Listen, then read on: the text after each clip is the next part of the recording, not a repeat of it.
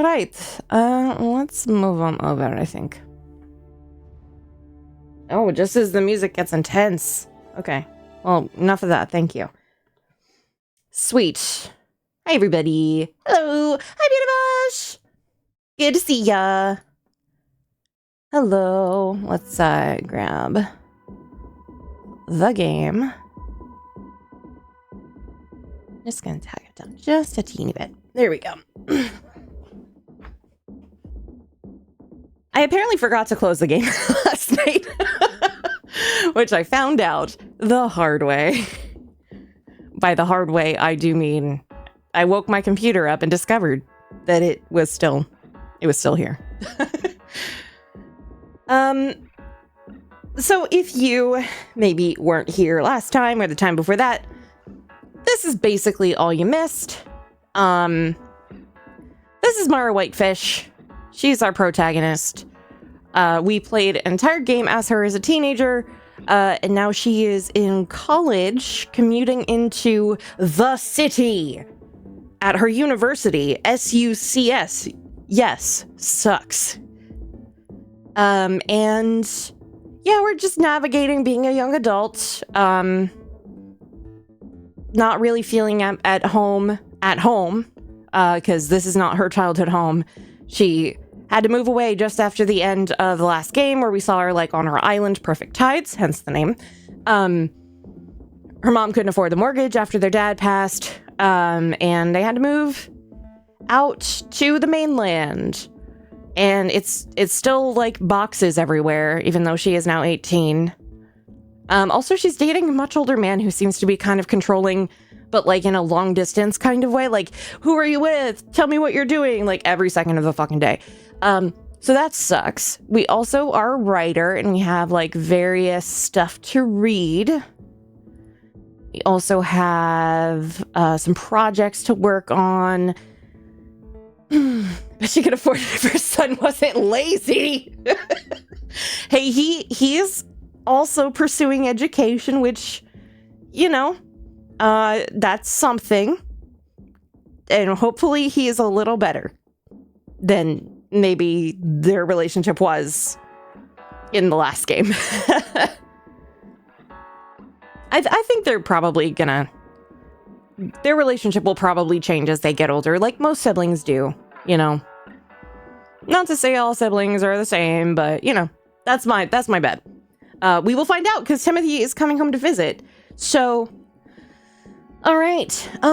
Yeah, these are the topics we've unlocked. We have the city, movies, anarchism. Movies, let's see.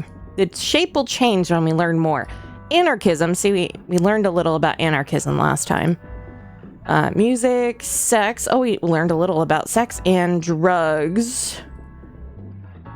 So definitely need to do some more stuff. Okay, we wrote about that. Library proposal, we submitted it.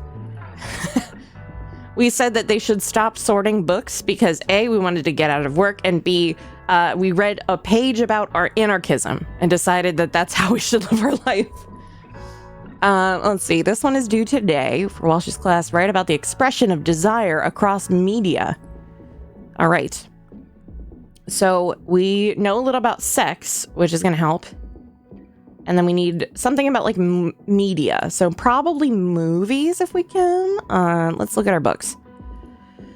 All right. The work of art in the age of mechanical production. Oh, media criticism. That'll help. These are on Lind, I believe, and these belong to us. Big fan of the art style in this game. I love the art style.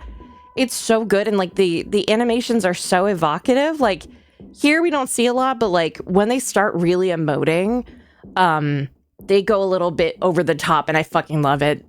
It's really, really good. Maybe we can let's talk to Mom. Let's ask her about Lily. I'm seeing Lily tonight. That's our childhood friend. Oh yeah? Is she coming over? She'll probably just come pick me up. Where are you going? Probably just to get some food, then go play pool or something? Mom, I'm not gonna get drunk again. Just let me live my life. I didn't say a thing. Mom doesn't care. obviously. Let's see. Let's talk about the city. You spend so much time in the city. Is the town we live in really so bad? Mom, there's nothing going on here in the city. Nothing happens here. That's not true. We had the street fair last weekend. There's a street fair like every 5 seconds in the city. But isn't it dirty? Sure, but so is this place. We live down the street from a plastic factory. What about creepy men? Do you ever get followed? No, Mom. No one even pays attention to me. What about crime? A lot has changed since you were my age. The city doesn't even have peep shows anymore. They're about to ban smoking in bars. Early aughts, remember? It's the 21st century now, Mom. Like that bar you were smoking at last night? I wasn't smoking. I was just... Whatever. You'd rather smell like a party than a car dealership, and Mom will never understand why. Mom had to pick us up from the wrong station because we got on the express train because we were drunk and high. And then we threw up out of her van. Oops. So she's a little peeved. Let's see. What else? Movies? You know what? I just bought on video Catch Me If You Can. Good movie. Oh, nice. Did you get the DVD? No, I got it on tape. Ugh. Widescreen or pan and scan? Does it have the black bars? No, I hate those. The movie looked too small. That was a problem back then. Mom, how can you watch such butchered versions of your favorite films? Do you still watch those blurry bootleg recordings on your computer? That's different because I'm not paying for a bad experience. Well, you didn't pay for the tape either. I guess everyone's happy. Good old 4-3, yeah. The people who would still have this size of TV where it was moderately sized for watching TV on 4:3, but then they would also insist on getting the widescreen version, and then it was too small to see. I'm sorry, it was.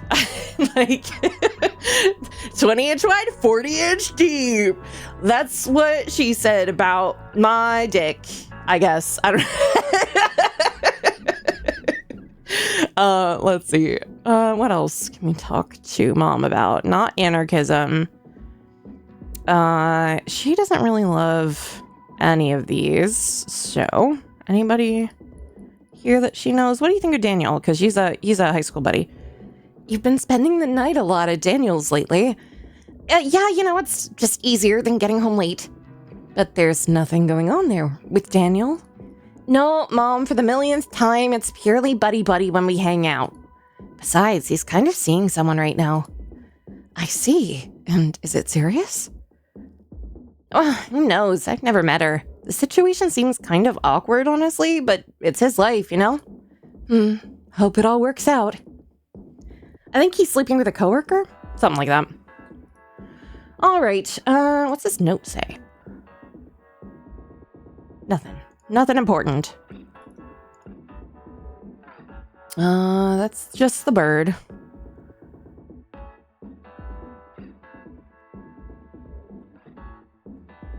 He's just making calls of the local wildlife, I guess. Oh, now he's making train whistles and construction. Oh, no. Oh, no.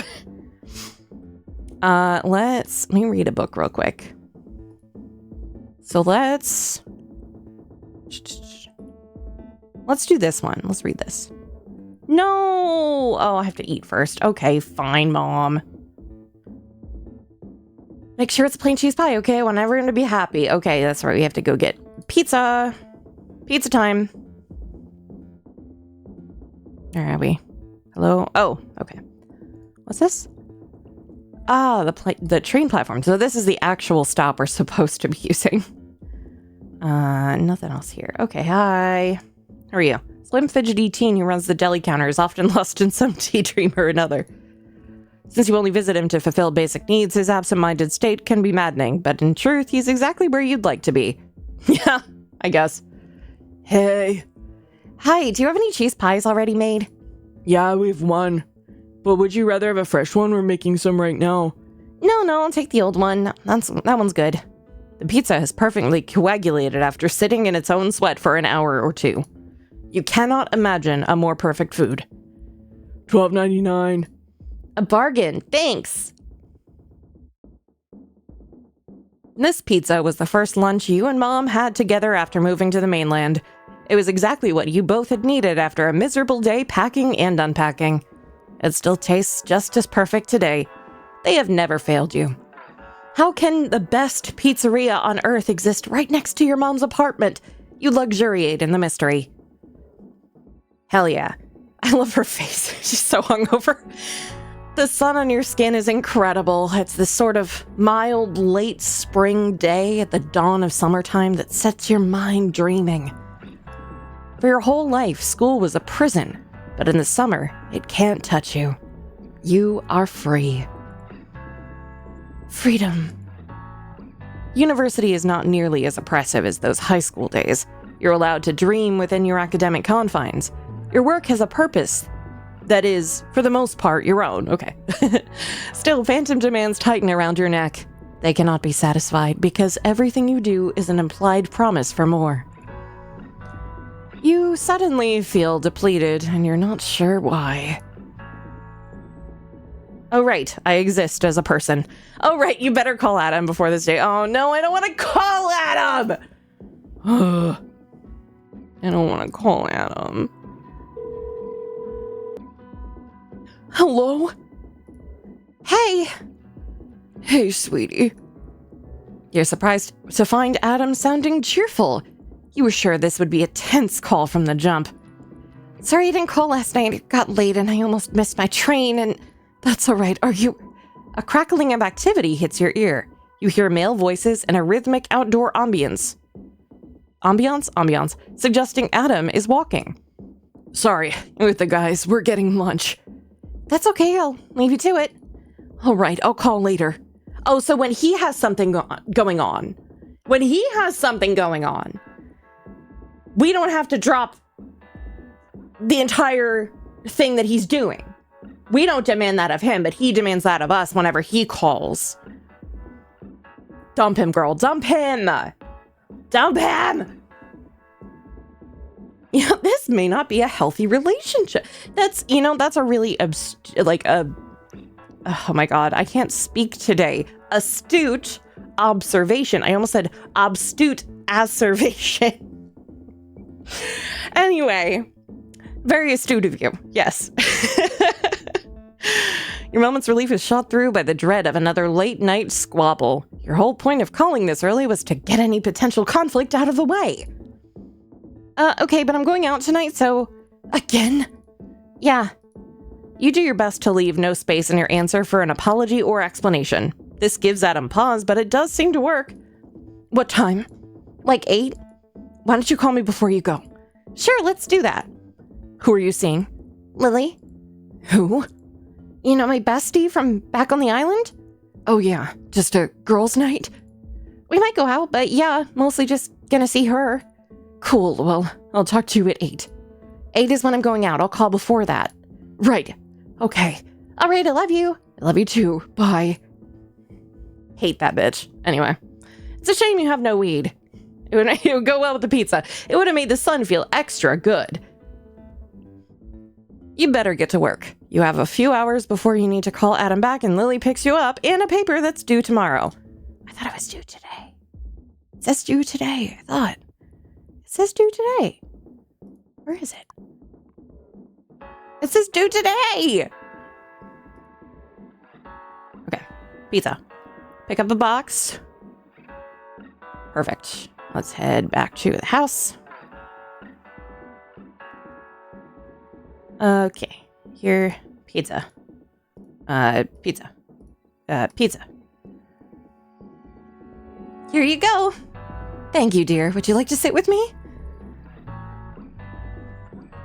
Oh. I want to sit with Mom. Although your schoolwork is gnawing at you, you figure you owe Mom a few minutes of your time. Besides, you plan to spend the rest of the evening with Lily. Yeah, sure. Good, right? Always. So, apart from the sickness, how was the night? Your first impulse is to turn inward and avoid interrogation, but Mom seems to be asking in good humor, inviting you to respond in turn. When you actually consider your answer, you realize it was mostly a good night. Going to the reading and ending up at a bar with Andrew and his friends was something of a miracle. Really good, actually. We were at this reading, and actually, let me back up. So Daniel and I were walking to school yesterday morning. You had breakfast at his house? At the diner. Okay, good, as long as you ate. I always eat, Mom. Look how fat I am. Okay, well, that's the early odds for you. You seem thin. So we're walking, and we see this guy, and I'm like, is that who I think it is? And sure enough, it's this writer we both really like. Wow, who? Andrew Stern? You probably don't know him. He's like this blogger. No. Well, trust me, it's a really big deal that we saw him. How nice. You always hear about spotting famous people in the city. Have you ever seen anyone? When your father and I were dating, we saw Linda Carter at a restaurant. Oh, okay. Don't know who that is. I'm sure. I don't know if she knows who that is. You know, the woman from the Lens Express commercials. Oh, nice. Cool. We didn't talk to her, though. I was too embarrassed. I was too embarrassed to talk to Andrew either, but Daniel has no such restraint, as you know. He isn't shy. So he shouted out to Andrew, who turned around, and we introduced ourselves, and he was really nice. Wonder Woman. Yeah, fucking Wonder Woman. Wonder Woman! Ugh. Aw. And he invited us to the reading, so that's how we got there. And that's where you... Never mind. The reading was good? Yeah, it was awesome, and Andrew said I could write something for the next reading. Ah, shit. Which I'm definitely gonna do. You have time for that on top of school and work? I'll make time, Mom. It's a really good opportunity. Hi, Jimmy. Perfect tide is how I describe this streamer. Oh my gosh, you're so nice. I don't know what that voice was. Sorry. Okay, as long as it doesn't get in the way of your obligations. Mom, this is literally the kind of thing I want to be doing with my life. I know, dear. What am I more obliged to be doing than this? You're right. Grandma needs her love. Grandma sends her love. How's her leg? Better. When you're as old as her, it takes a long time to heal. Let me know next time you're going. I want to visit. I will, dear. That would make her happy. One of the few perks of living on the mainland has been your newfound proximity to your maternal grandmother. She lives alone in an attached row house just one train stop away. Until recently, when she started falling more, this was a wonderful arrangement for all. Now every visit to Grandma's is tempered with the pain of her decline and the tension of exchanges between her and her mother. Her and your mother. That's it. Grandma does not want to lose her freedom, even as it increasingly puts her life in danger. Was she wearing the life alert when she fell? No. Damn it, Grandma! She dragged herself across the floor just to get to the phone. I'm sorry, that's asinine. Her life could be so much easier if she'd just accept her age. You should really keep in touch with Grandma. May as well add her name as a reminder. Grandma B. Cool. Well, thanks for joining me. Sure, I better get to writing. What are you working on? Maybe not a paper about sex. Still a little weird to tell your mom. Book report. Pretty boring. Oh, I'm sure that's good for you too. Writing the boring stuff. Right. Work can't always be exciting after all. I know, Mom. I've been in school for 13 years. Right. Good luck, dear. Me info dumping about my Kirk Spock fanfic.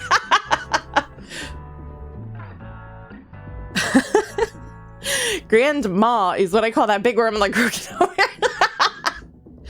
Yeah, I always go with that thing with the big shotgun, and that takes care of it.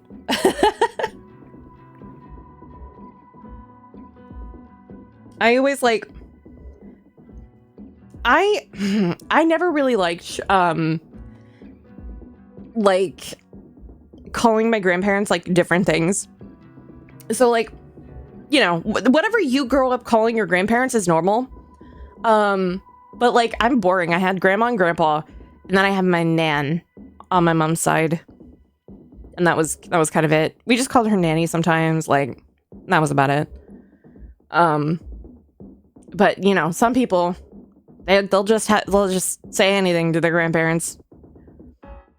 Honestly, to their parents too. My nephew couldn't say my sister's name, which is Donna. Not that hard, but not for a kid. So she was Sally. she's still Sally to my nephew.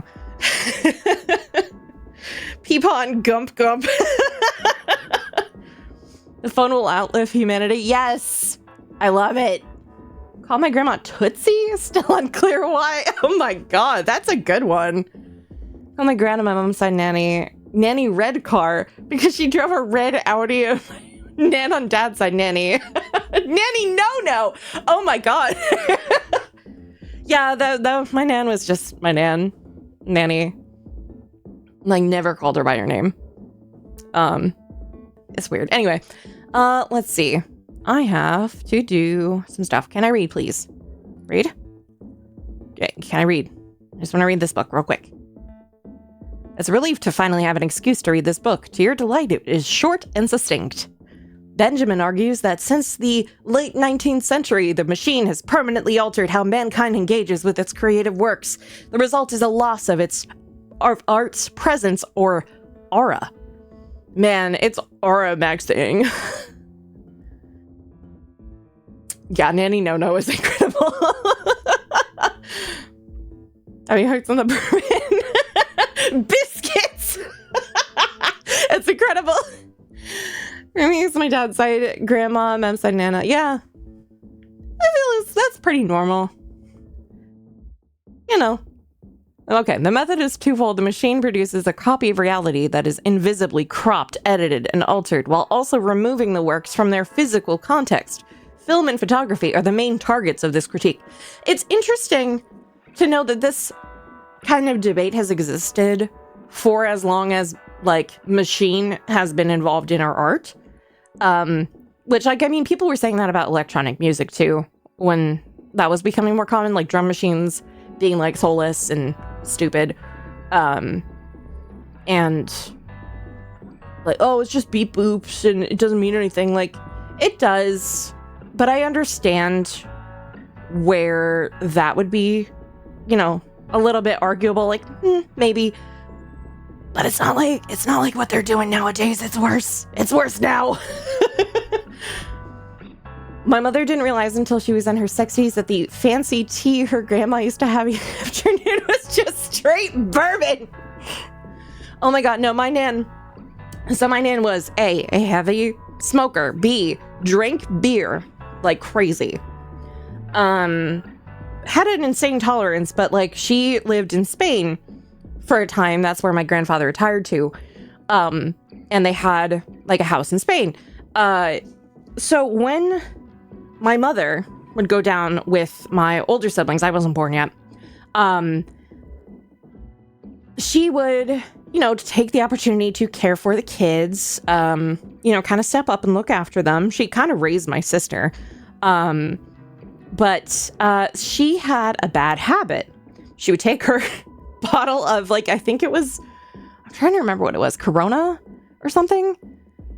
And she would have another empty bottle of the same beer that she had just finished or something. She washed it out. She went to do the laundry with these two empty bottles. And with the one empty bottle, she would fill with clean water to put in the iron. And the other bottle was to drink. So you can assume that she got these two bottles confused about 50% of the time and would iron the children's clothes and it would smell like beer. You've heard of beer battered fish? I don't know about beer ironed clothes. But that's my nan. She was one of the first female golfers, I think, like professional female golfers.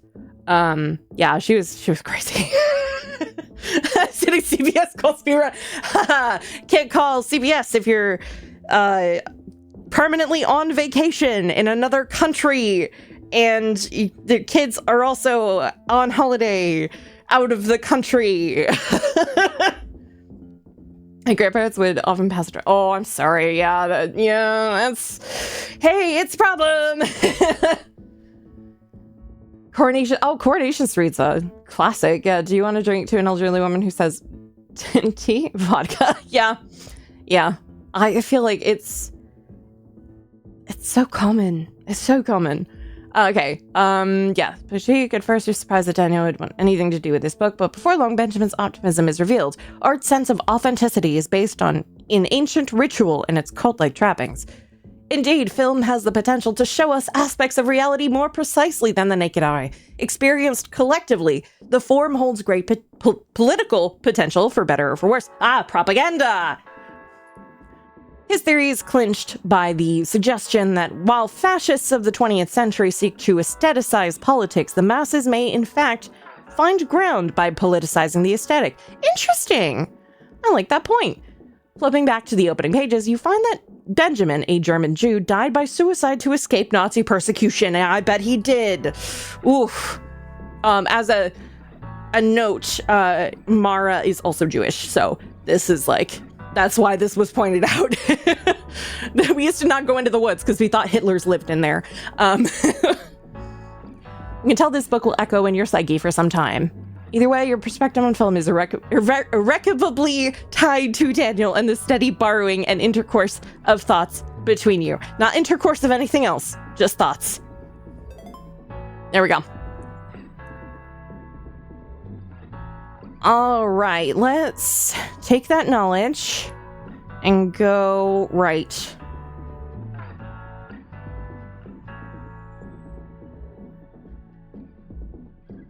Cool. Oh my god, look at this fucking thing. I wonder if that's the forest on Perfect Tides. First, I am. DDR Max 6? All right. Yo! Your online communications have always been lopsided. You're usually one who reaches out. Okay. Lately, you've made yourself scarce so as not to be annoying. What's up? Hey, remember that? Remember that meme from 20 years ago? Oh, man. I got sick last night. Oh no. Did you barf? Yup. @ __@. How about you? Oh my god, I barfed too. Right out of my mom's car. What? Is she mad? Kind of. But hey, it's my body. My body, my barf, that's what they say. Yeah, Mom. Your body, your choice. Well, exactly. Last night was so fun, so whatever. Now we're barf buddies, eh? Yeah, it's a sacred bonding ritual. Like pissing in the same spot. Ew. Really making it foam. Ew! Ew! I hate this. Gross, dude. Anyway. So I didn't know you stream. This is my first time catching a stream. Well, welcome in. I'm trying to get a schedule going. So this is about 3 weeks in. And you did an awesome performance as Lilith and Rapunzel. Thank you so much. They are two of my favorite roles to play ever. Otherwise, I hope that I don't have to do any more roles unless it's a flashback. Not gonna go into detail, but you know. I do love her though. And she means a lot to me, yeah. Rapunzel's always like so. She's interesting. I really hope she gets some depth, which I'm hoping. Maybe 3rd anniversary, maybe. I don't know anything, so for plot reasons. Yeah, for plot reasons. It comes across and keep. Thank you so much. I always put everything into every role. Not gonna say like, oh, I love every role that I'm in, but like, I do. I care about every single role that I do. And Nikke is just such a wonderful game. It's the plot is incredible, and the community is really, really sweet. I've had nothing but good experiences with meeting everybody, and the little fan meet that I went to. This is such a flashbang. Yeah, it's we wanted to use my accent in some way, which obviously doesn't match what they did in the other dubs, but we generally just had the silhouette and we didn't have any voice matches. So it was just, hey, I want to use this voice. Can I use this voice? And it's a little closer to my usual speaking range because, like, Rapunzel, obviously she's a little bit more up there and she's very energetic. But Lilith is a little bit lower energy, but still very commanding. Loved your interviews with Pyrex. Yeah, Pyrex. Oh my god. I keep saying Pyrex. It's Pyrex, like the Pyrex brand, and I have to keep reminding myself. See, I'm mispronouncing everybody, Deej. That's a me problem.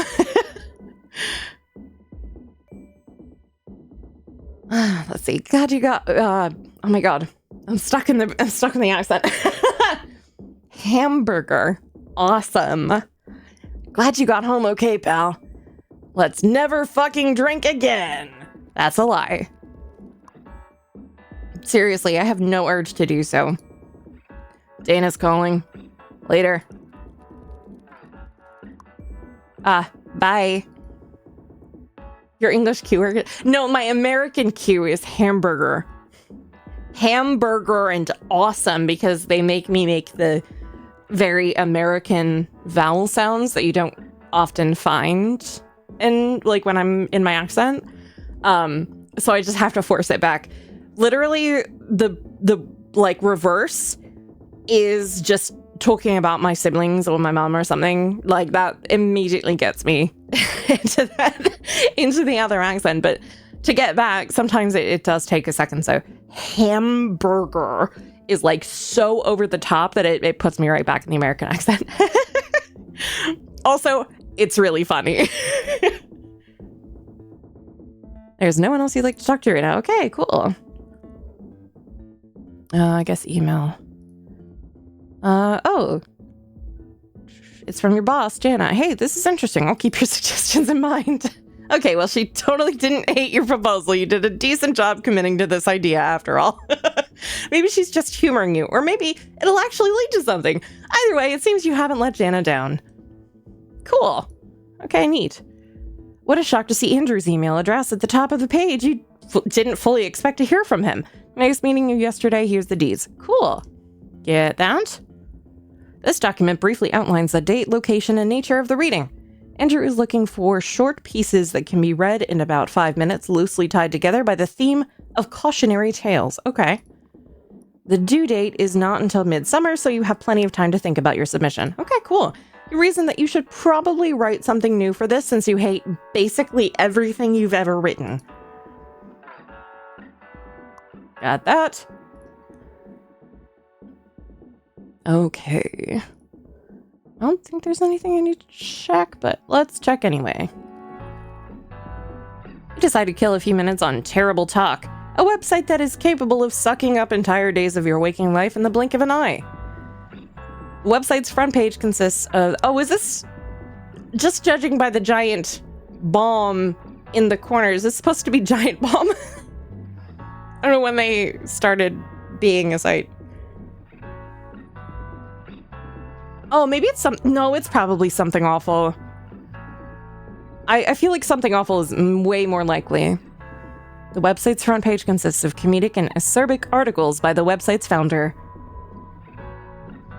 These pieces poke fun at the internet culture and its many actors, often skewering content and users from the TT community.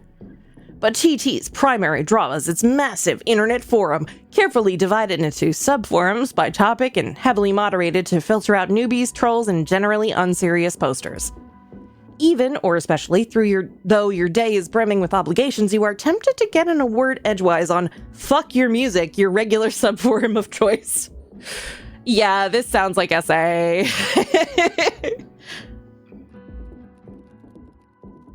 Maybe I shouldn't say SA like that.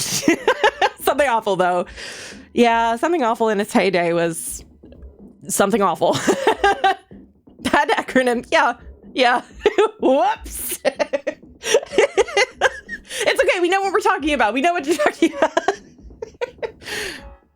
You quickly find a thread that, since yesterday, has amassed over 200 replies. Here, a poster with a 2003 registration date, which is the current year, has made a total fool of himself, relating the dissolution of a 3-year relationship. It would take at least an hour to read everything here, so you skim through the original story and gather just enough information to form your opinion.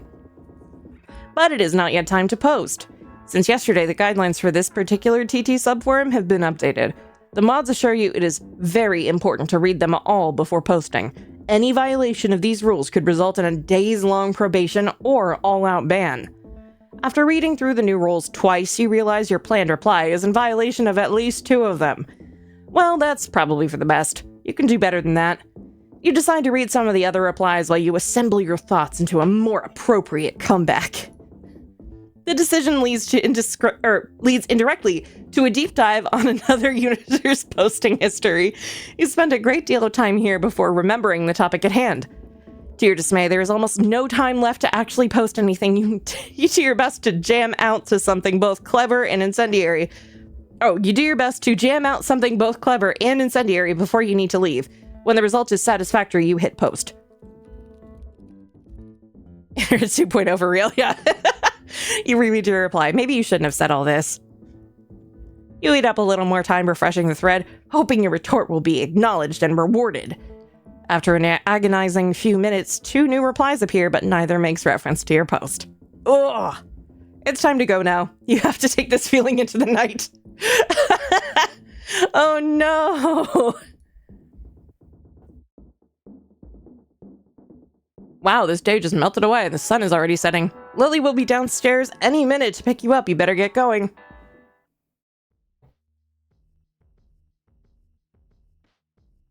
Okay. Well. Let me just check there's nothing in the room. Nah, nothing worth grabbing. Okay, cool. Let's go back. And yeah, not really seeing anything else worth grabbing or paying attention to.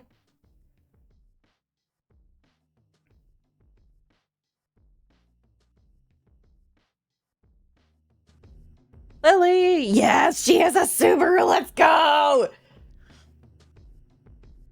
You know, the birdcage on the fridge. Yeah. And a tiny one at that. It was there the first game, too. It's like, come on. Mara, over here! Wait, hello? That was a mouth kiss, right? Like, okay. Straight girls be like, hey, yo, we are in a relationship with a dude. You think it was the cheek? Okay, maybe it was the cheek. It was like, I just caught it and I was like, wait, what? I'm just saying, she's driving a Subaru, okay? She's driving a Subaru. There could be something. And it would be better than our stupid boyfriend. Anyway, okay. We're definitely lurking Moo and getting mad. Yeah, probably. I like your bangs. So cute. Thanks. I like it. You're growing yours out. Yeah, just seeing how long I can stand it. Luke really likes... Ugh. I hate your stupid boyfriend, too. I took that Maybe this game is about realization. Well, I mean, they're freshmen in college, so... And it's also 2003. Wasn't really something that a lot of people talked about unless you were, like, really comfortable with yourself. So, you know. Luke really likes it. The Ringo Dash bobblehead goes crazy. I didn't notice that. You're so right. I'm trying to read, like, what that album It just looks like ABBA, but it has extra letters, and it's not like... I don't know. I'm gonna stop trying to read the pixels. You've been to this bar? Halligan's? Yeah, sure. You know Halligan's in the sense that you've walked or driven past it countless times. ABBA! ABBA! Me, when I ask, when I'm a caveman and someone asks me my favorite band, ABBA! I don't know. Similar to but legally distinct from. There's a lot of that in this game.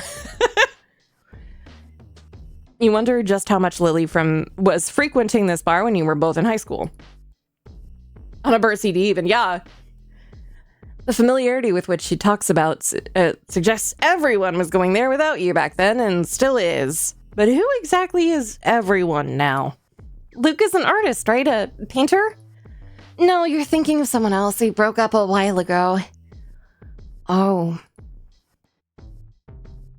Artists are horrible today. It's so obsessed with every little thing about themselves. It's like they're not even paying attention to the world. Which is ironic, since isn't that like their whole job? I agree, we're terrible. Oh, I'm not talking about you, Mara. Chickadee, tell me what's wrong. Your logical brain knows Lily is merely excluding you as a friend from her broader critique, but part of you wonders if you're the exception because you're not an artist. You are all too aware of what you lack, the stuff your heroes seem to possess in droves. Yeah, Luke is a lot more serious. He's going for his master's, and he's from upstate, and that's where all the jobs are, so we can live there. Like, over the summer? When we get married. You're getting married? Well, eventually, Mara, it's in the 5-year plan. Oh, gotcha. Yeah, I think Adam and I are moving in that direction, too, at this point. Freshman in college, by the way. Have you talked about getting married? Yeah, he wants to, after I'm, done with school. Something like that. And you can see yourself marrying him? Sure, Mom. Haha, does your mom quiz you about Adam? Not really. Not anymore. But no, we have a lot in common. For starters, we're a good fit compatibility-wise. The sex is good. The sex is good. And C, there's no way I want to be back on the dating market. With the guys out there searching for someone with the qualities Adam has, no thanks. Oh, the qualities like being 5 years older than you, definitely hitting on you at age 17, and being older than you by a lot, and also being older than you. Anyway. A lot of bad guys out there. A lot of bad guys. You and me are the lucky ones having someone good. Yeah. A 5-year plan. Wow. I barely know what I'm doing tomorrow. You really should think in longer terms, Mara. Time slips through your fingers if you're not paying attention.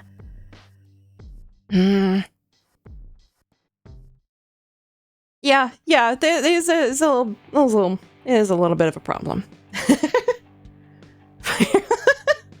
Yeah, I mean, a lot of people around me started throwing around, oh, my 5-year plan, 2 years into college. And I was like, no, 5-year plan is hopefully being alive at the end of the 5 years. And then when that comes, being like, great, next plan, ? We don't know. Yeah, I really hate those. They're too long-term and I can't think on those. I hate those. We all absolutely stuck to those 5-year plans for sure. Hey, I'm still alive. I'm doing great. Yeah, things definitely don't disturb that at all or throw off the 5-year plans at all. You were already pretty sure, but stepping inside confirms it. You have never been to this place. Which is odd since it's so close to the old Perfect Tides ferry terminal where you used to work. Excuse me. It seems you've entered a strange adult dimension of places you once knew. You have no more control now, or you have more control now, and all the terror that comes with it. I'm getting a drink. What do you want? Mere hours ago, the suggestion of a drink would have sent you into physical revulsion. Now your wariness to drink is once again intellectual. I don't know. Oh, we had a bad night last night. I'm gonna have water for now. I'm still kind of sick from last night. Just water for now. Sure thing. You look around at the clientele. The sit-down areas are mostly populated by townies whose faces register your vague recognition at best. Around the bar, there are many familiar faces, not all of them welcome. But you were prepared for this reunion. After all, you're not the same pathetic Mara these people remember. You're passionate, and you know yourself better, and you can hold your own in conversation. And what power do any of them hold over you now? High school is over. The hierarchy has dissolved. You are all just people. Just people who you fully expect to eat every word they've ever said or thought about you when they see how you've emerged from your adolescent shell. Oh, the red fucking cups that they're holding, those look like the transparent plastic ones. Ugh, those rule. Cheers, babe. To reunions. Wanna say hi to anyone? Yeah, I will in a minute. Wanna hang on to me for now? Yes, please. That would be great. I'm scared. Come on. Lily! Oh, who is that? Is that one of the guys? Lily, looking hot, girl. When'd you get back? Just yesterday. It's a short visit for me. What's up, girls? The two girls, who you remember quite well but barely ever talked to, glance at you and then back at Lily, searching for an explanation. You guys know Mara, right? We were all in the same year? Oh, shit, sure, I remember. It took me a minute. We weren't in any classes together. No, not really. You were actually in 9th grade homeroom in AP English with Lindsay, but what does that matter now? What's going on, Lily? Is Luke here with you? Nope, just kicking it with Mara while we have the chance. The girls look to you expectantly. Clearly, there's a reason Lily keeps threading your entry into the conversation.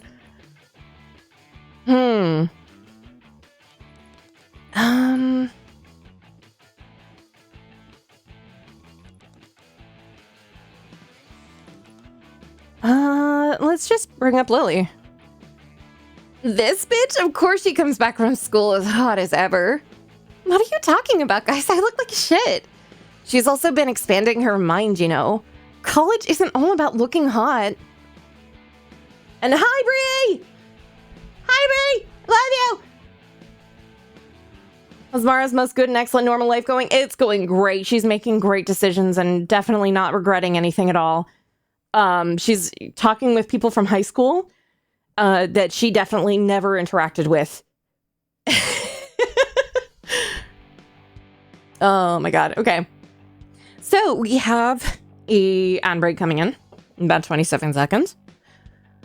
And if you are subscribed, you get videos of seals while I do some stretches and mind my pain levels. Yay, disability.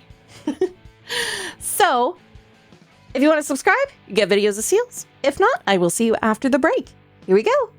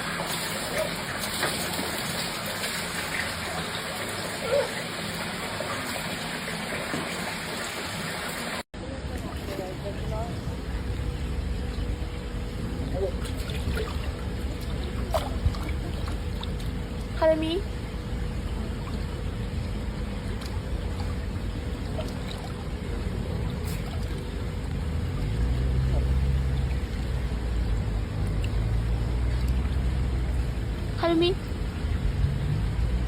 Harumi?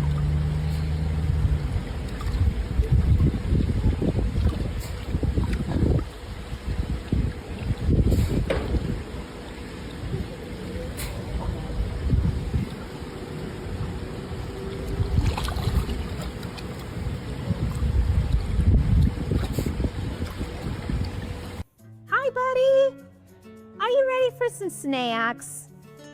All right. So we're here with our harbor seal pup who recently was named Duck, and he's at an exciting part of his life. He's actually learning to eat fish for the first time. Pearl was starting to distance herself from Duck. We knew that it was time to introduce fish, and we call that weaning. So we're just working on establishing our relationship, making sure that he trusts us, and we're working on him taking the fish from our hands. Good.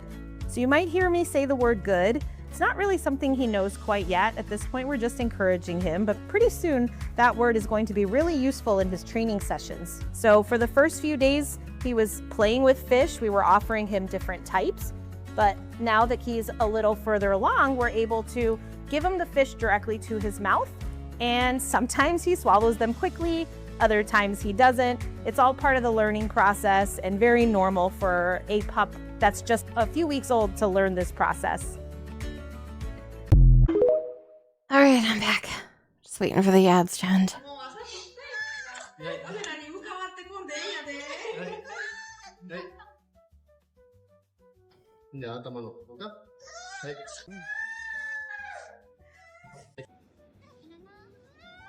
Okay, we're back. Just Nico's pitiful cries. All right. Sorry, Nico. We got school to relive. All right. So, what are people usually ugly at your college? It's still a lot about looking hot. Lily, no, it isn't. I'm kidding, mostly. Well, that's mostly not funny. Let's agree to disagree and see how our respective skills work out for us, eh? Oh, God. Well, this I went to our high school. Daniel always gave me free stuff from the school store. I don't think I paid for a pen throughout all of high school. He never gave me anything for free, even when we became friends. Guess you caught him in a bad mood. I don't know. What else do we talk about? Topics, maybe? Yeah, topics. The city. Ugh, the city is disgusting. What's disgusting about it? Like, literally all of the things that are disgusting about anywhere. Piss smell, pigeon shit, cockroaches. Those things just happen in a densely populated place. You gotta toughen up. Or I could just live here. Thanks. Okay, so you guys suck. Have you seen How to Lose a Guy in 10 Days? That was cute. I'm not really into rom-coms because she's not like other girls. Also, hi, Dwagon. Sorry. Must have missed ya. Coming back. Oh, why not? Come on, Mara. I've seen a million rom-coms with you. You love them. They're fun, but there's no real critical value. They're chick flicks. And why is that lesser? And Mara, I need you to understand. I need you to analyze why you think that is a lesser thing. Let me guess. A man told you that. What? Yeah, that sounds like a man's opinion. God, you guys are so sexist. Why would you assume a man told me how to think? Fine, you're right. You can hate movies for and about women all on your own. Thank you. What a long way we've come. Sneaky way. Yeah, Mara needs to do some exploration. It's okay. It's okay.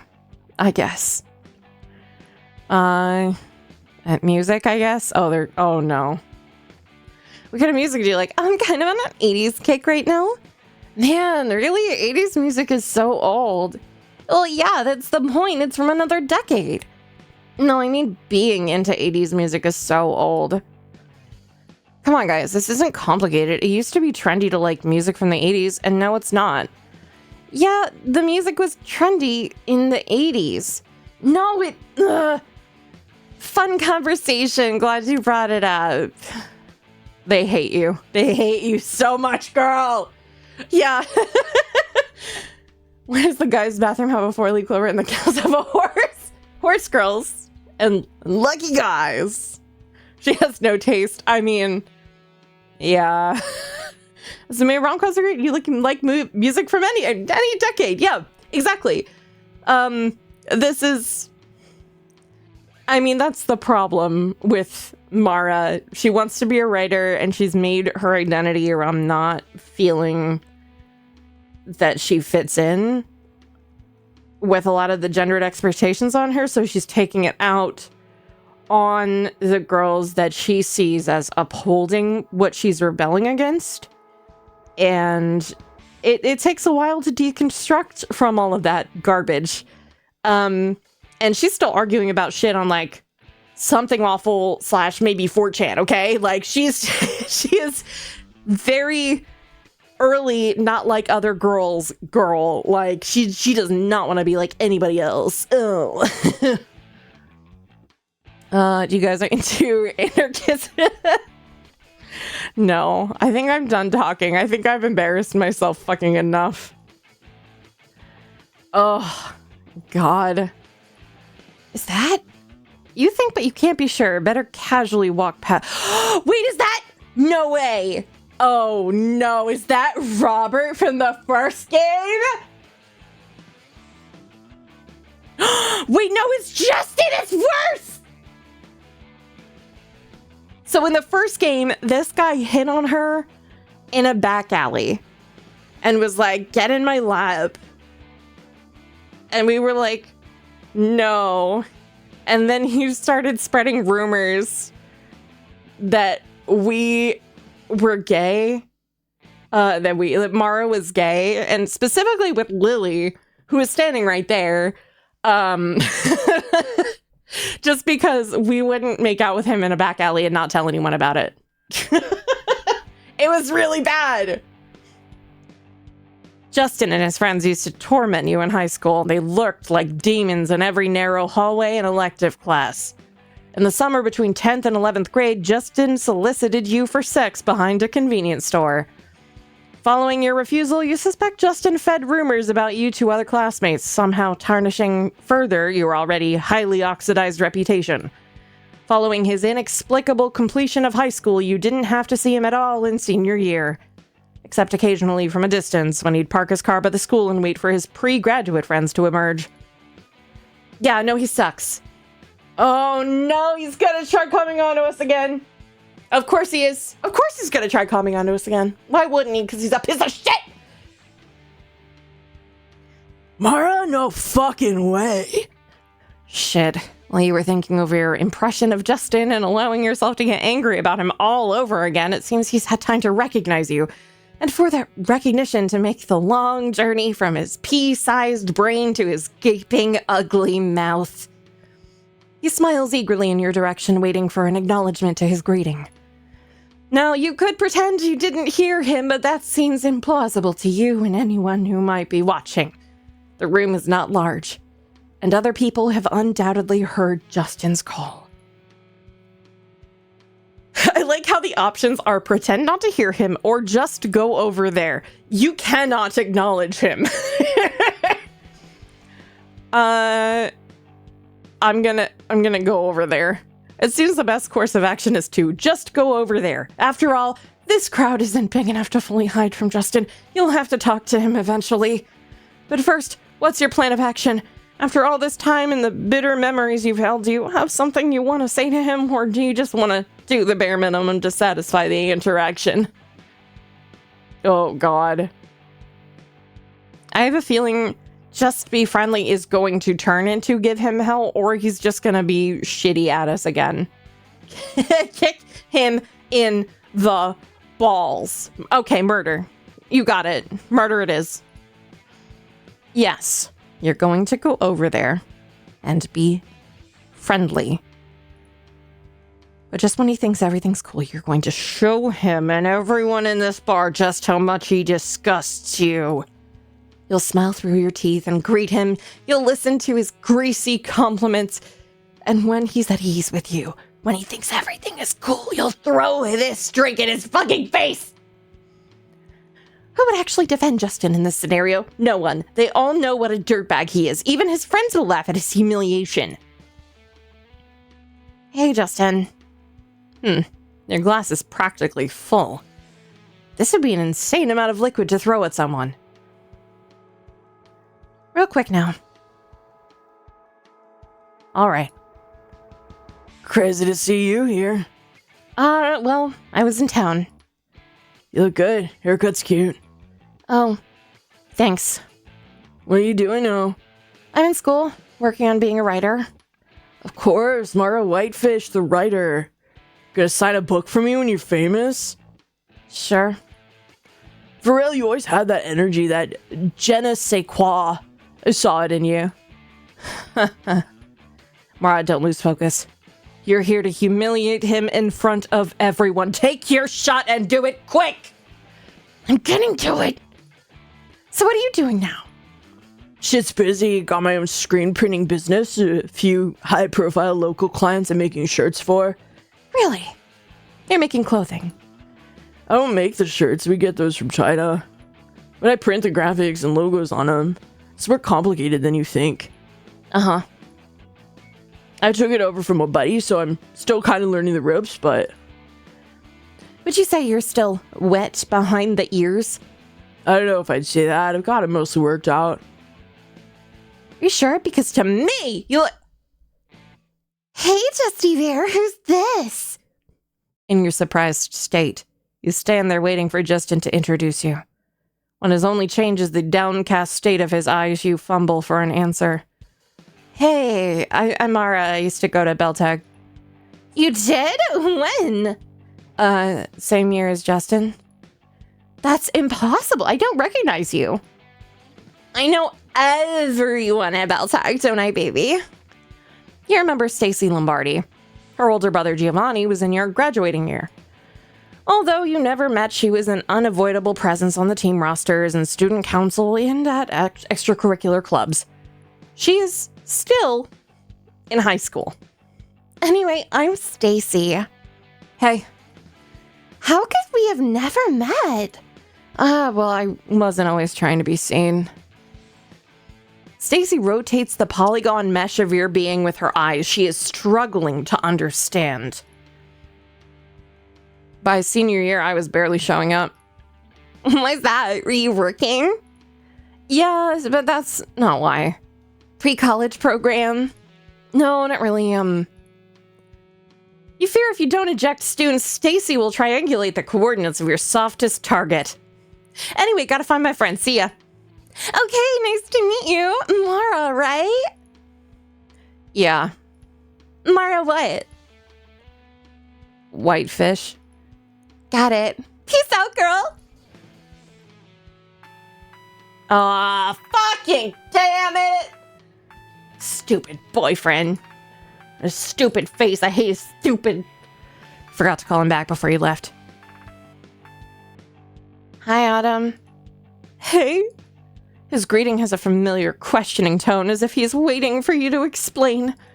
You are ashamed to realize this is your fault.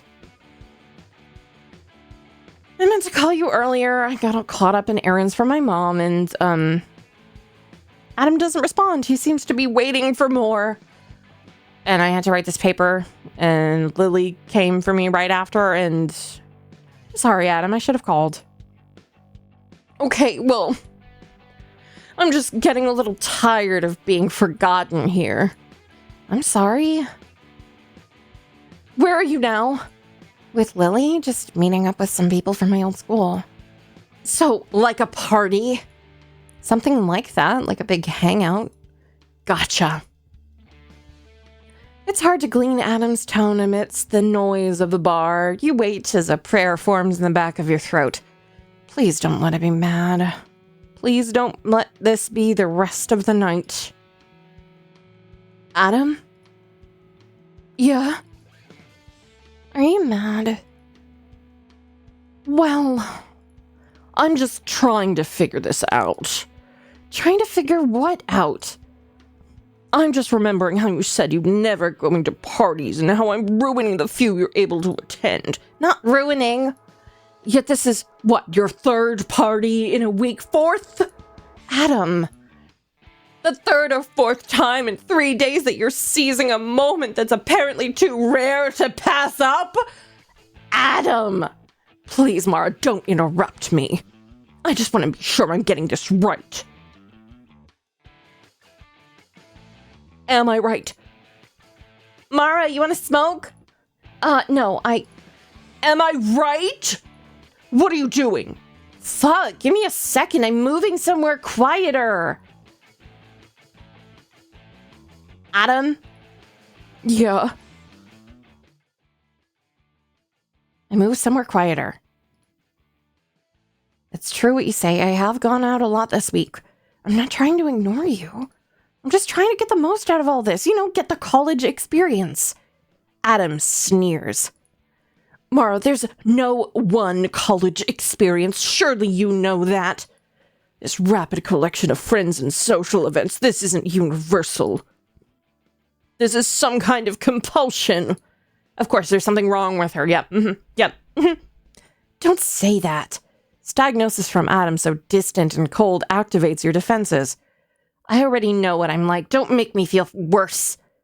You've had the same friend since grade school, Adam. It's different for me. I'm still looking for a place to belong. Shit. That's so mean, Adam. Why would you say something so mean? Because he's a shitlord and you should dump him immediately? I mean, what? Oh, sweetie, that wasn't my intention at all. I'm sorry if I made you upset. You seem to have caught Adam in his own game. You too can wield this wounded feeling. Of course I want you to belong. You do belong To me and only to me, etc. I'm sure. You just found yourself in a hostile place. All those snobby students and jaded professors and cynical industry horn dogs, they're all angling for the same things. They can't know you. They can't understand. Adam has said similar things before to raise you from your deepest pits. He's assured you that the approval of your peers can never compare to true and intimate love. You want to believe it. You want your love to be the truth. Adam? Yeah? Am I fooling myself? Am I just some hack wannabe and no one is telling me? Adam is silent for a long time. Do you think I'm any good, Adam? Do you think I can write? Of course I do, sweetie. I've always recognized that in you. When you were 17 and I was graduating from college. You know you've got that special something, you know? But you can't let your happiness hinge on that either. Is writing the one thing that defines you? I don't know. Sometimes I think it's all there is to me. He was like, yeah, we found that out last time! Yeah! He was graduating from college! And she was 17! Yeah, if you look him up on the internet at the beginning, I was like, I wonder if we can get any more details on him, and we sure do. He makes me so angry. You have other things, and you have me. Yeah. I love you for a lot of reasons. I know. I have so much to be grateful for. I have no reason to be unhappy. This is why I'm trying to bring you into my life. It's why I suggested you take some time off. Stay with me. You realize now with total certainty that you can't do this. If you go to stay with Adam, you may never find your way back. As much of a drag as living with Mom can be, at least you have your own life. At least you have the city. You can't live in Adam's hometown and adopt his life. You can't be an extension of him. Exactly, so dump him. Have you thought about it? Yeah. And? Fuck you. I can't. I don't think I can, Adam. Why not? I have to finish school. Okay. What about over the summer? I'm working full-time this summer. I need the money. You wouldn't need as much money here. I'd pay for stuff. No, don't let him do that. Don't let him do that. I can't, Adam. Well, I don't know then, Mara. I'm trying to help you figure this out. Adam's gentle demeanor is fading. It seems this isn't the answer he'd expected. I thought you'd be excited when I suggested this. Well, I'm sorry. It's just more than I can. I'm in a tricky place with. I don't know, Adam. I can't say what it is. Have you been drinking? No, actually. No. Are you sure? Yes, just water. Well, this has been a stressful night. For you, I'm sure. Yeah. Why don't you go home and get to bed? We can talk in the morning. Yeah, I probably will leave soon. Okay, I love you. Mara? I love you too. Good night. Fuck this guy. I hate him. I want his guts. I want them strewn across a highway so that they get utterly pulverized. I think that's what he deserves. I think that is balls to dust. Oh, the illusion of care. Yep. It's all that control. It's all that control. He's just puppeting. He's just puppeting. He's just going to town. Ugh. Gross. There's still a chance to bring this night around. You just need to attach yourself to the most amenable group and drink as much as possible. Hey, you guys want to talk? Hey, you got weed? Say, any chance I could bum a smoke? I'll give you one for $1. With the price of cigarettes these days, that's a pretty good deal. Say you want one? No, I don't have $1. Just telling you a joke. That costs $1 too. Get out of here, you deadbeat. Okay, fine. Fuck you guys. You guys ever been to Perfect Tides? No, what's that? That island right behind us? That thing? I always thought that was where we keep the sewage overflow. Yeah, isn't that where all the unrelated wastewater ends up? What? No, it's a protected national seashore. Then where does all the piss and shit go? In your mom's toilet after I fuck her? Dude. Yeah, this is the friend group that you should probably expect. All right, well. Oh no, Lily. Girl, I need you. Lily, girl, I need you. Can you believe those two? Justin and his daughter over there. What, you mean Stacy? Sure, whatever the still wet ink of her birth certificate says. Mara, I need you to have a little bit of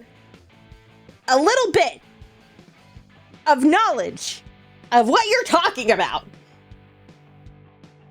We need you to be a real horses first right now. Yeah, gals are horses, obviously. He's 2 years older than her. That's still a big difference when she's still in high school. Were you the same person in high school?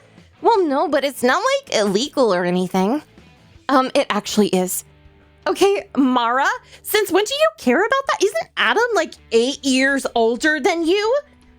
He's like 6 years older than me, and I'm not a minor anymore, except for when you, okay.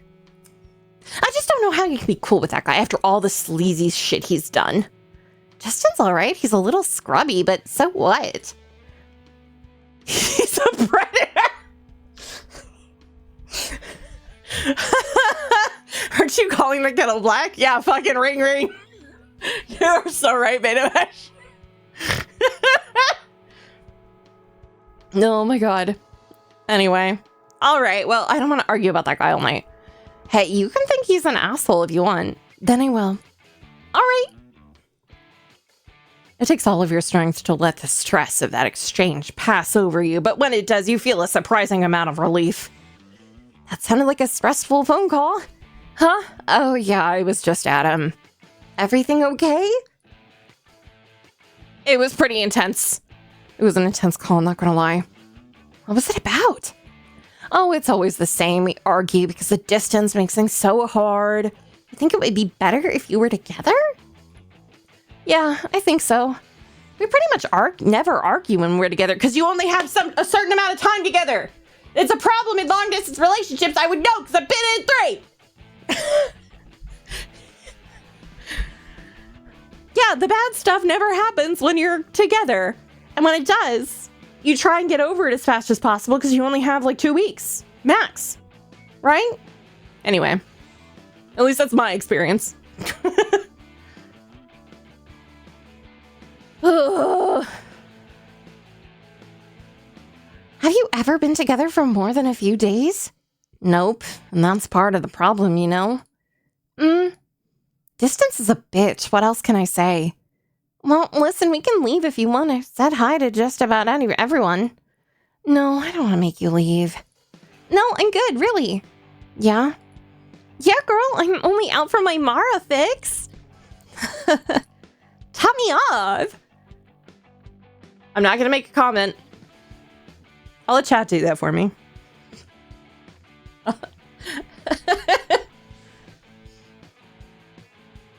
Yeah. Thanks, Rapo. I'm glad they're friends. Yeah, me and your mom. All right, sure. You okay? Yeah. You want to tell her everything. But you want her to believe you're okay. Yeah. After your whole lives, after all the pathetic versions of yourself Lily has seen, you want to finally be equals. But you're not. You've still been a mess all this time. You could never be anything better. And there she's gonna cry again. Yep. Did you see Sal's nipple piercings through his shirt? I could barely hold in my barf. Oh, everyone's free to live their lives. It's none of my business, but people's business can be under more than one thin layer of... Oh, Mara, what's wrong? Hey, what happened? Want me to pull over? No, keep driving. Mara, she's your high school friend. She knows when you're a mess. Yeah, she knows you're a mess. Like, she knows you... They've been friends since, like, elementary school. Like... They know each other so well that, like, even though Lily was, like, way popular and, like, chilling with that crowd, she still did not abandon Mara. Like, she didn't hang out with her at school, really. But she made time for Mara. And honestly, that's honestly just surviving high school. Like, maybe not the best, but, like, she has some loyalty, and I appreciate that. Also, they were on TRL together, okay? That bonds you for life. Pixel animation's really nice. I know, I love it. Fortunately, she's already seen me ride a unicycle and cry over a fawn that's too damn small. She was like Courtney from As Told by Ninja. Yeah, no, honestly, very, very similar to that. No, nothing like that. I said, Adam, it can't be like this a year from now. It can't be like this a few months from now or a few weeks or... What about it exactly? It's just so constrictive. Like, I can't do anything on my own in this relationship, even when he's not there.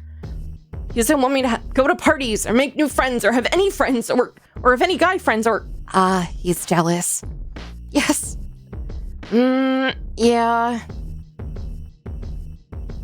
Luke was jealous too when we first met. His last girlfriend cheated on him. She really played him. That's hard to get over. But you know, I just kept assuring him I didn't want anyone else. I just made sure he knew I really loved him. And eventually he believed me because it's the truth. I can never convince Adam of that. Why not? You have such a way with words. Do you love him? You're struck by how rarely this question has been asked in all the time you've been with Adam. The last person to ask was your mother, and she did so almost resignedly as your insistence on visiting Adam intensified. and the pretense that you were staying in his parents' guest room dropped away. Does the question even mean anything when you'll say whatever it takes to justify your actions? And can you trust Lily to not use the answer against you? I don't know. You hesitate. Can you really? Oh, of course I can't express it to Lily! Mara drives me insane. Mara to Mara, girl. You need to get over this. I know she won't because she's 18. But oh my god. What does she know about love anyway? It's not always as simple as yes or no.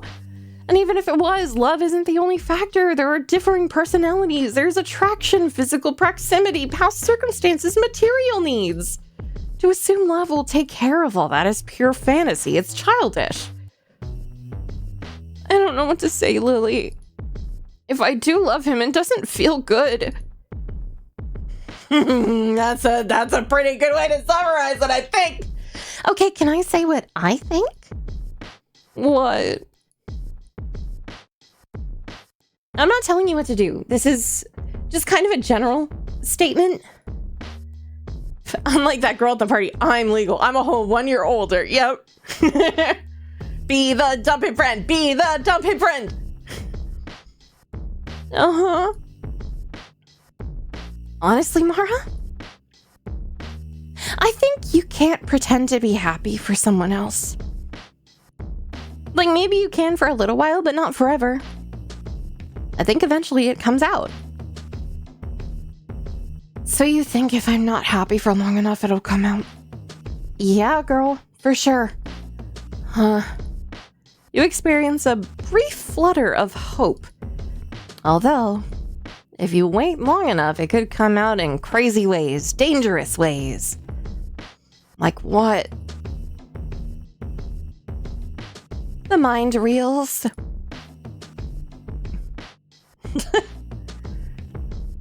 You know, Lily is right about one thing. You need to talk to Adam. But you've tried so many times. The fact is, Adam has an answer for everything. There is seemingly no right combination of words to make him understand. I just wish I knew what to tell him. It's like navigating a labyrinth with him. I forget where I am or what I even came to do. I just start to think about ways to live there. Oh, girl. You know, I'd break up with him for you if I could. Oh my god, is there a way? But seriously though, like, hand me the phone. I'll do it right now. I'll do it 2 minutes ago. Just give me the phone. Just give me the phone. Give me the phone. Listen, I'm not broken up. I'm not broken up on behalf of someone else, but I have pretended to be a friend in a text when they got really overwhelmed. And I was like narrating the whole time, so I didn't like do it without permission or anything, but like I used to do that a lot. I was such the dump him lesbian friend. I'll manifest in the game and do it. I wish I wasn't headed back tomorrow. Me too. You'll call me though if you need to talk. Yeah? Thanks, Lily. But I'll be alright. You don't have to worry about me. Okay. Really, I need it. I'll be fine. I just say, if someone could impersonate you on the phone, I think it would be your childhood best friend. I don't know. By the time Lily drops you off, all conversation has been exhausted. She promises to let you know when she's back in town. Your hug goodbye is longer and tighter than usual.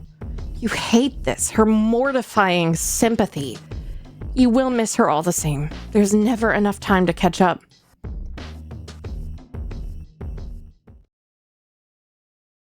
I spent 10 minutes explaining to a girl why she should give up on her on again, off again. Then he came to pick her up and she introduced me to him seconds later. Oh my god. That's so funny, Sarah. Hi, Anna. I've been the friend holding their hand and they break up. Yeah. Yeah.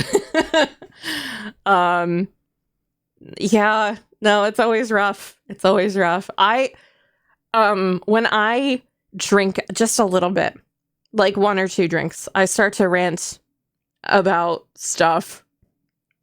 And I was at like a big party one time and I noticed this guy was being like really demeaning to his girlfriend. And when he walked away, I was like telling her how cool she was, how pretty she was, that she deserves everything in life. And I didn't say break up with him, but I did notice that I followed her like on social medias or whatever. And I noticed like 2 weeks later, they broke up. And I was like, ooh, I was like, ooh, I may have had something to do with this. I was like, I'm gonna take a little bit of responsibility for that, please. Thank you. Oh my God, it's Timothy. He has a beard now. Yeah, that's how you become an adult, right? You grow a beard. Sis, yo. Oh, hey. You completely forgot that Timothy would be here. In your anguish, you'd hope to be alone for a while. Your brother will be a permanent installation on this couch for the whole weekend, just when the problems in your life are coming to a boil. Fine, I'll fucking talk to Timothy. Holy shit, man, your hair. I'll frankly never get over it. Yeah, kind of pain in the ass to keep up, but it looks cool. Thanks. Out with your friends? Yeah, Lily. No shit, how's she doing? In an effort to soften years of brutality, Timothy tends to overcompensate in his enthusiasm and interest for your daily life. You know what? I'll take it. It's fine. You find yourself equal parts annoyed and captivated by his struggle. All right, I guess. Who knows? Uh-oh. I don't know. She's got this jealous boyfriend situation. I'm not sure she's totally acknowledging it. That's too bad. Yeah. I like how she's definitely overblowing that problem that is also mostly her problem, and just putting it on Lily so that she can talk about it. I'm clean shaven, I still get ID. Yeah. What are you doing? Oh, I was looking through these old videos trying to find something I taped 1,000,000 years ago. Spaceballs? Nah, you can get all that on DVD now. No, I don't remember the name of this. It was on PBS. I just have these flashes of what it looked like. I don't think I could even describe it to you. Memories are so vague that way. Tim would totally... Yes, he would. Probably. Like, was he kind of a shitbag when we were both teenagers? Yes, but I maybe he's changed a little. Maybe. Yeah. Ha, Mr. Rogers. Oh, man. In all your life, you've never been able to flip away from Mr. Rogers, no matter what you were actually looking for. It's as if he was your friend. Speaking to you directly and changing the channel would hurt him. Okay, this is the wrong tape. Wait! Can we watch for a minute? Watch what? This Mr. Rogers thing is it's funny to me. I'm kind of in the middle of looking for something. Are we gonna okay, never mind, or watch it? Mr. Rogers, yeah, insist. I'm gonna go with insist. I just want to watch it. You want this kid stuff? Dude, can we just fucking watch it? You vividly remember this sadness, the impossible sadness you felt as a child. Mr. Rogers would assure you repeatedly that you could be loved exactly as you are. You wanted to tell him that he didn't know the specific ways you were different. There were things about you he couldn't possibly understand. But you did believe that he liked you, and you dreaded the inevitable world without him, much like the death of a beloved grandparent. You almost forgot that he died earlier this year, buried the news under a pile of school obligations, relationship woes, and ironic forum posts. Even now, you wince at the possibility that you've turned away from your friend. Here to close out an episode, he says it takes courage to tell the truth. In classic form, he touches the universal through his own particularities. He asks what might happen to him to his anger or his sadness if he never let it out. He wonders where it would all go. Could he live in doubt? Would it make him sick? But amidst the piano's searching melody, he shows that the answer is simple. We need only to find the truth in ourselves. I'm learning to know the truth. I'm learning to tell the truth. Discovering truth will make me free.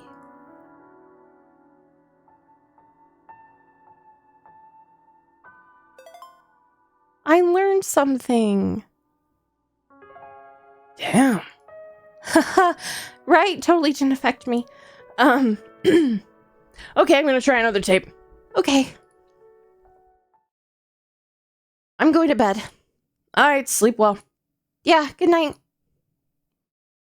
Alright, let's, nothing else, I think. Oh, I think the kitty's crying.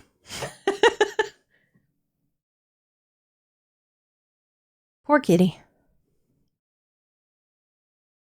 By all accounts, Mr. Rogers was like an incredible person. I actually worked with someone who like was at my university work study like office when he came in one day, and he was just like super cool, and they were really stressed, and they ended up like telling him about the stress, and he was like, he sat with them a while and he spent a little time just like talking it out with them, and it was like just a stranger, just a person, like that's all it takes is just one person and their empathy to make your life that much better. And I think that's important.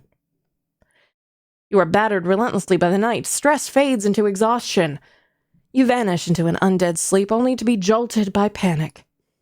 In your hysterical dreams, you dig through the rubble for what cannot be found.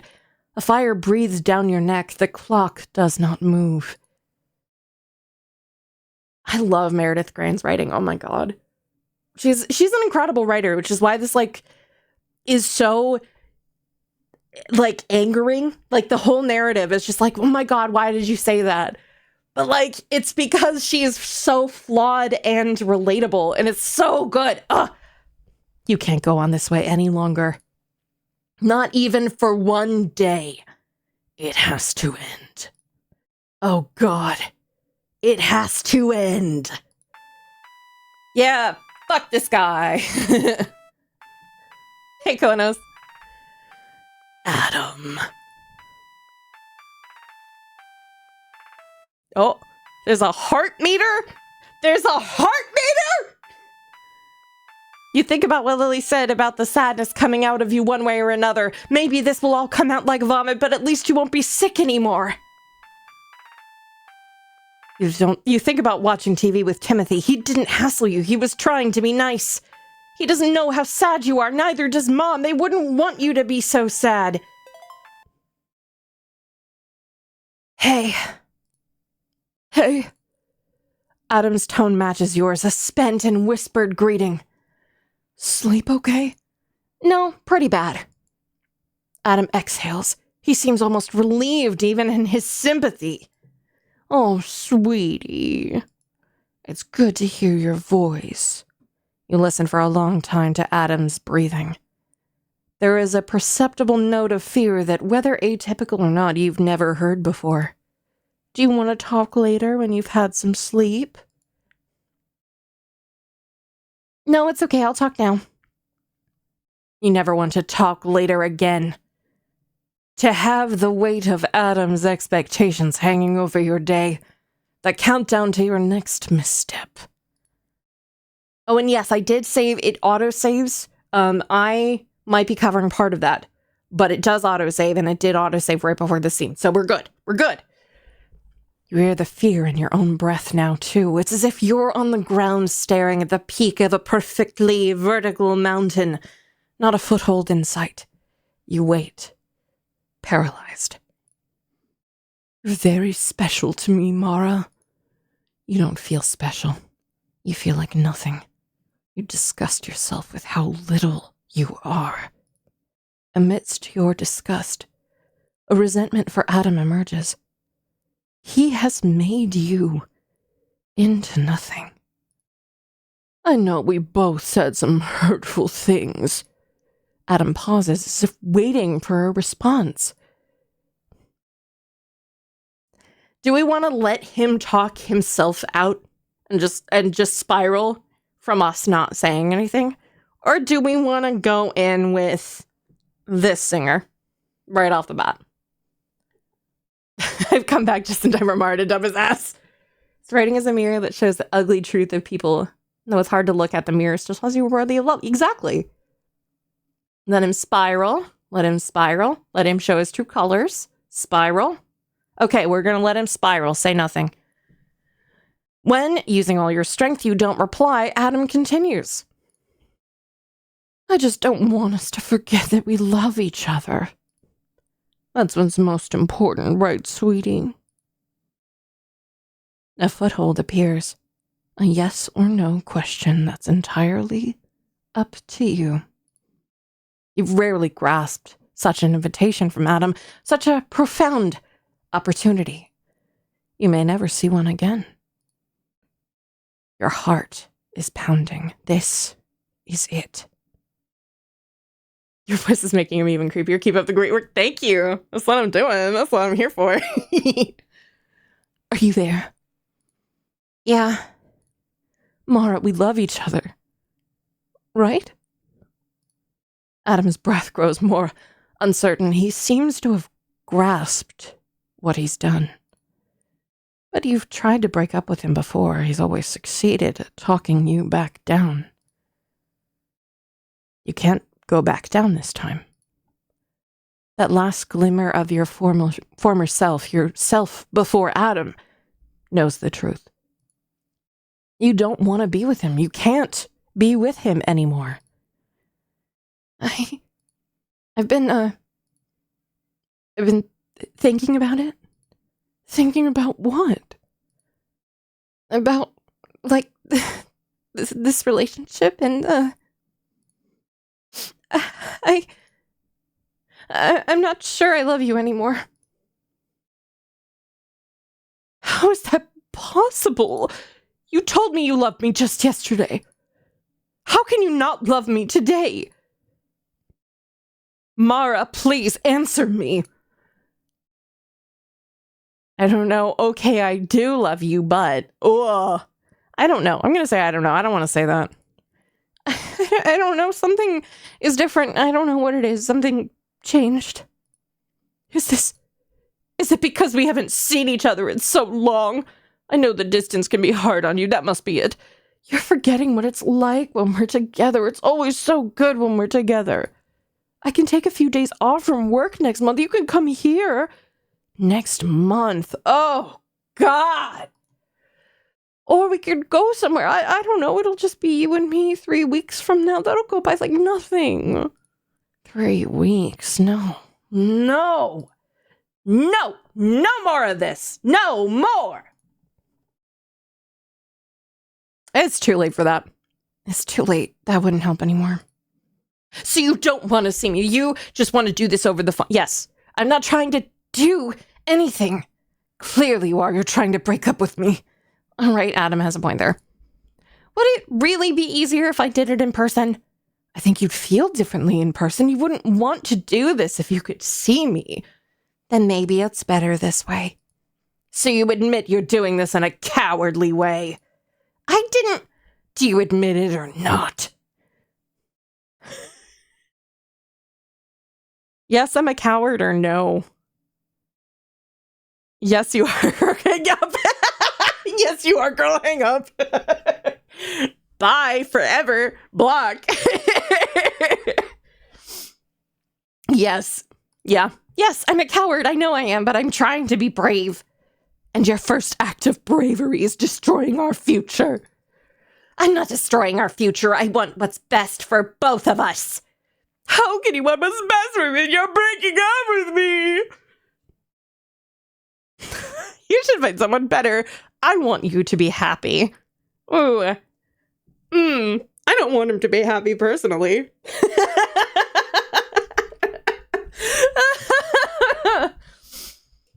I got on the phone having a meltdown.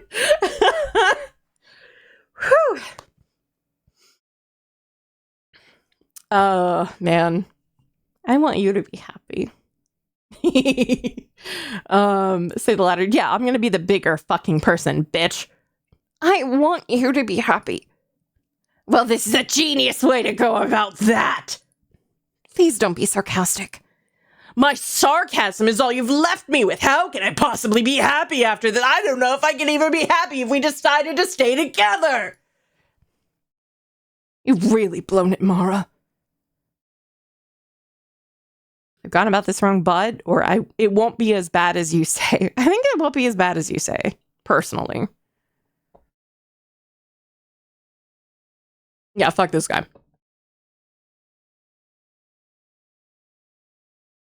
It won't. Maybe it won't. It won't be as bad. Yeah, fuck this. I'm gonna say this one. It won't be as bad as you say. You'll be sad for a while. We'll both be sad, but we'll keep living. Maybe you will. What are you trying to say? I'm not saying anything. Just that you're leaving me stranded here, and it's hard for me to see how I'll be able to go on with... Oh my god!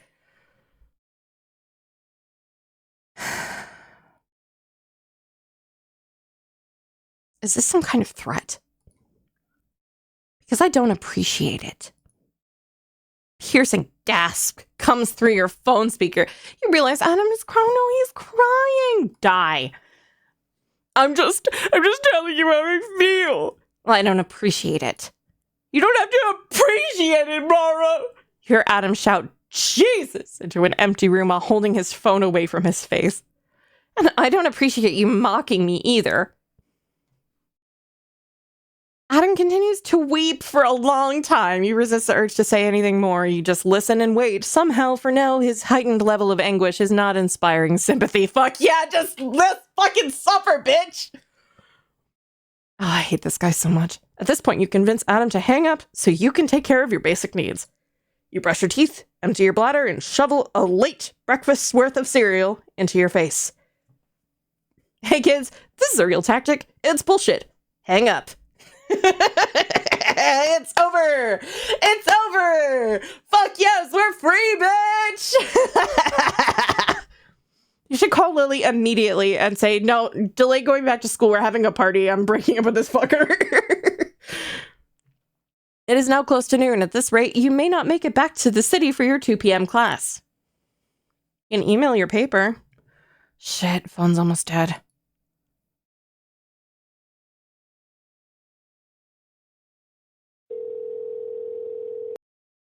No, why are you calling it back? Hey. Hey, how are you? Adam manages a quiet laugh without his usual derision. Not great. Yeah. For a moment, you feel as if he isn't blaming you. That this is simply how things are, that he will be able to accept it. It's almost enough to make you regret every word you said. You're both silent for a long time, waiting for the other to speak. You find yourself confused about the current state of things. He sounds so defeated. Have you convinced him, then, that you want to break up? Should you be discussing logistics? Adam has at least 3 t-shirts you would like to have back. You lent him your copy of Fast Asleep in Frog Pajamas, which you're pretty sure he's never opened, but you don't mind if he keeps it. Books are expensive to mail. Some things between you, of course, are not so simple to divide and return. For instance, Adam is at least halfway through your copy of Breath of Fire 4. Oh my god, Breath of Fire? I played Breath of Fire 3 as a kid, and I did not get very far. Timothy! I secretly hope Timothy has been, like, eavesdropping and he's just gonna burst in, like, fucking let me deal with him! And you'll offer to pay for the postage, of course. It's the right thing to do. No, don't. Tell me what you want me to do. Huh? What do you want me to do, Mara? Nothing. I don't want you to do anything. I want you to leave me alone. Yeah, you're not getting any shit back. You gotta give it up. Nothing. I want him to do nothing. I want him to fucking die.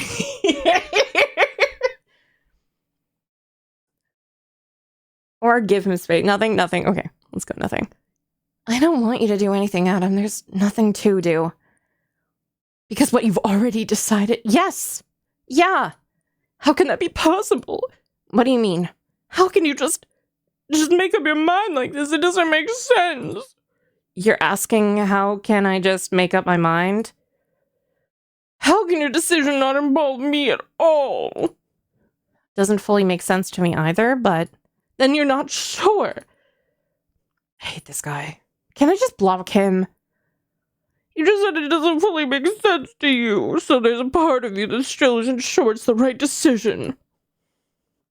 This is a very big decision. You're walking away from all our time together, everything we shared, our future.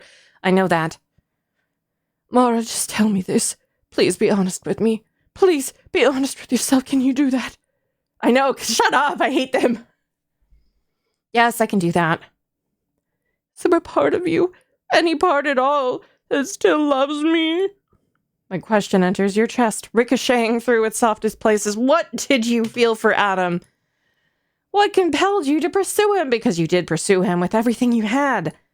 Sure, he may have flirted, he complimented you, made you feel special, but you're the reason it went anywhere.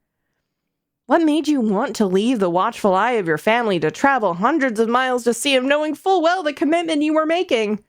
What made you go back to him again and again? Mara? Yeah. Is there a part of you that still loves me? No. No. No. Sorry, I was using yes, but like, no. You don't love me at all? No. Did you ever love me? It's not that simple. I don't know. What do you mean you don't know? It's a very confusing question, Adam. It isn't that simple. I disagree. I think it's incredibly simple. You can't just flip an on-off switch on this kind of thing.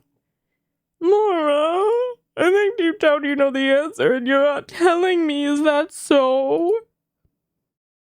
You don't have to answer whether you love me or not. Just tell me you know the answer. I'm sorry I'm doing like this stupid voice for him, but it's... I hate him. Yes, I know the answer. Okay. So why won't you tell me? There is no right answer, because there's no right answer with you. What does that mean?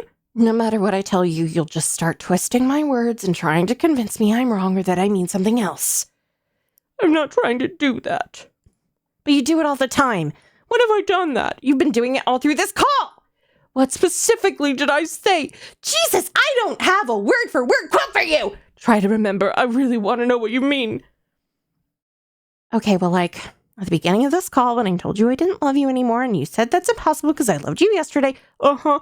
Well, that's an example of what I mean, Adam.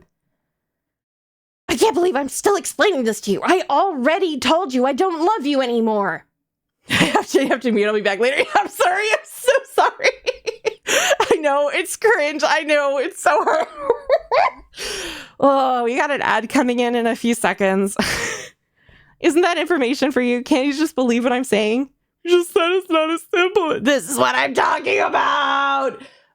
I should appreciate being screamed at. Then get off the phone and talk to me! Okay. Break time. Have some seals.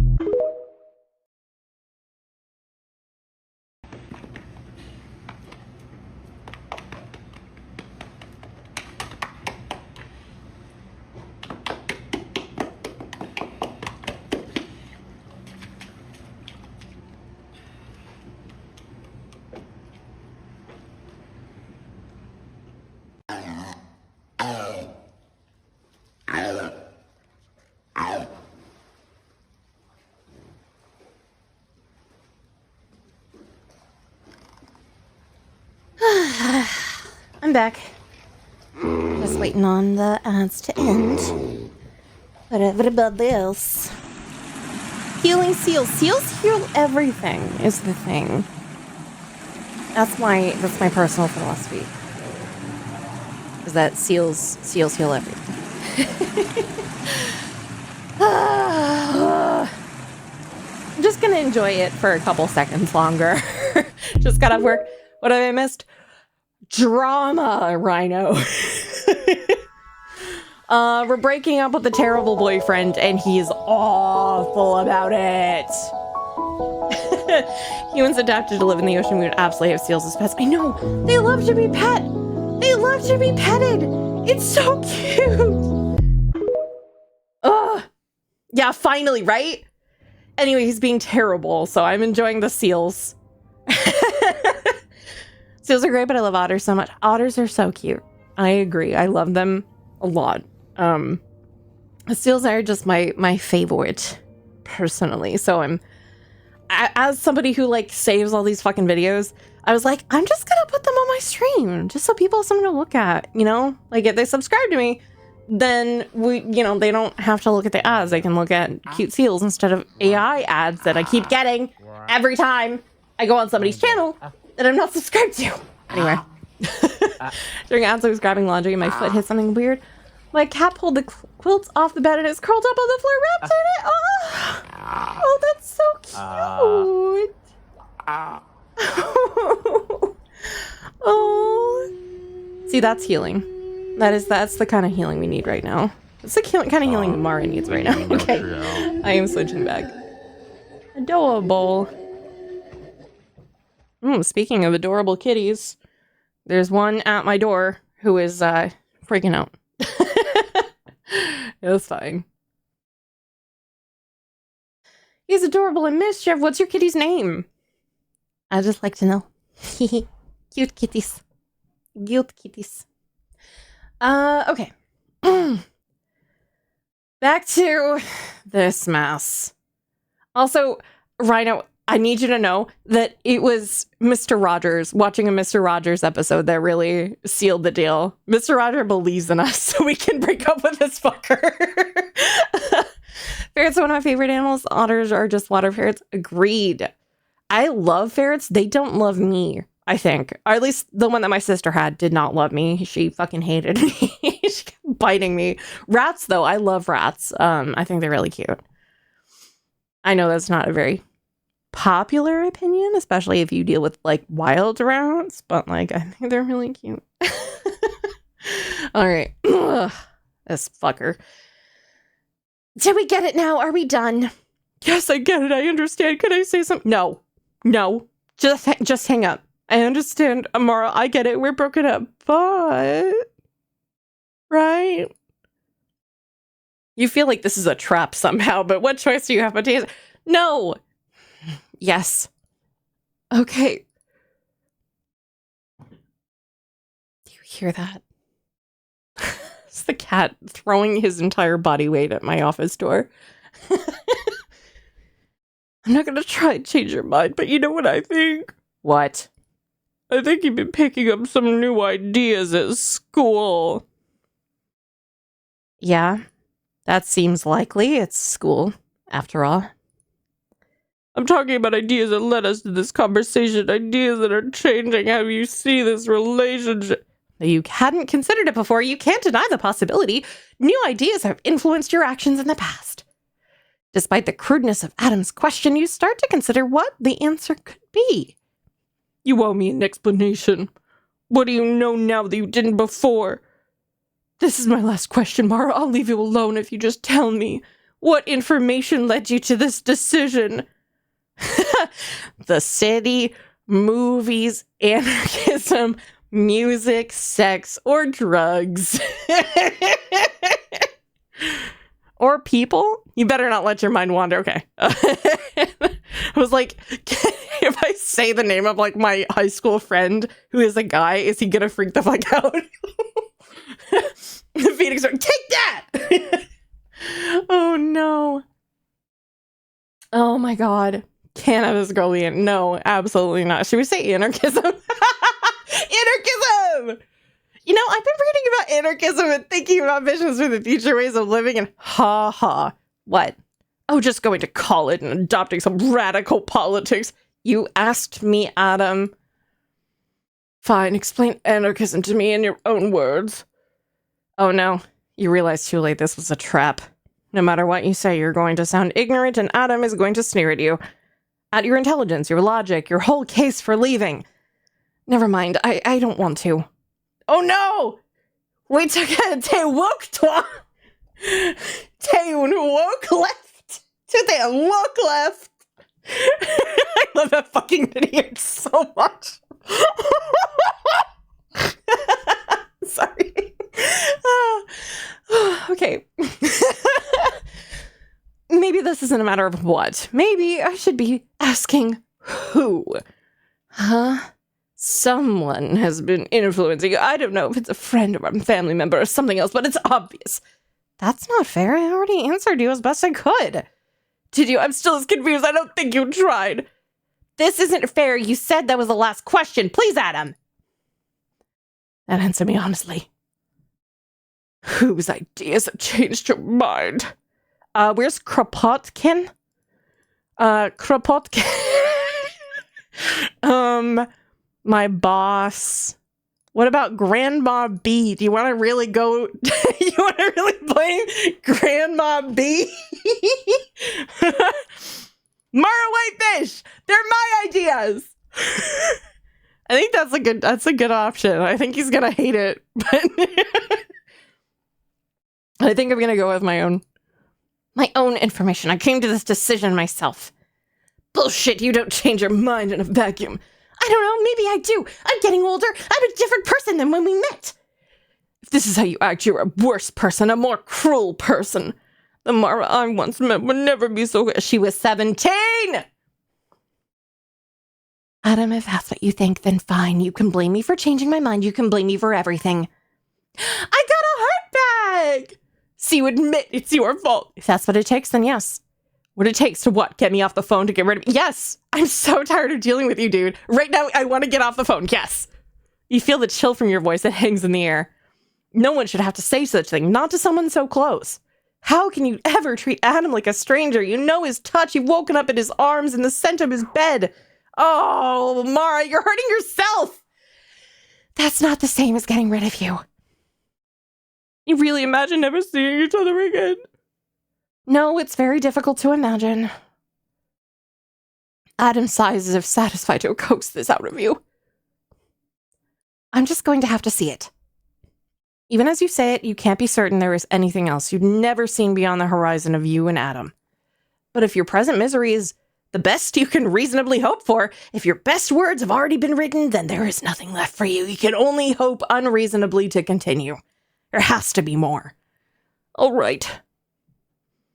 And I just have one more. No, you already had one more question. I've already given you too many answers. You're still not being honest. You owe me. No, I don't. I don't care if I'm being honest or not. Calm down, Mara. No, I don't care anymore. I want you out of my life. Now you listen to me. No! You're making the biggest mistake of your life, and you want to know why? I don't give a fuck. Because you'll never find anyone half as good as me again. Stop it. You're strange, and you know it. You're not easy to love. There it is. There it is. There it is. There it is. There it is. There's the ego. Yep. Throw him in the trash can. Because I can't take this anymore. It took you this long to find someone this committed to you. She said freshman year. Don't care. You would really love me once in your life. You found it and didn't even. You don't love me. You just want to control my life. I thought you didn't care. If I don't love you, who does? Who's ever loved you? Who will? I don't know. Someone will. Someone you actually want? That's not your problem. Even if nobody ever loves me, at least you'll be gone. Bye-bye, Adam. Thank you for the first time chat, wizard. Fuck this guy. At least that's something. At least I respect myself. Respect is a sorry replacement for love. You'll learn that soon. Don't call me again. Don't come crawling back to me. Never call me again! You pathetic, ignorant little child. Good luck with your meandering life. We did it! Oh, I wish I had. I need something. I need something for this moment. Hold on. I know exactly what we need. Hold on. 1 second. Bit loading. 1 second. Bit loading. That was a lot to handle. And I think we need something that fits this.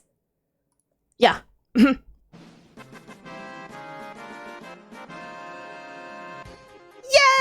We did it!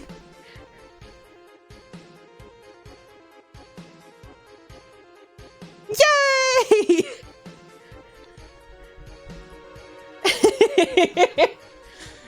Oh, man.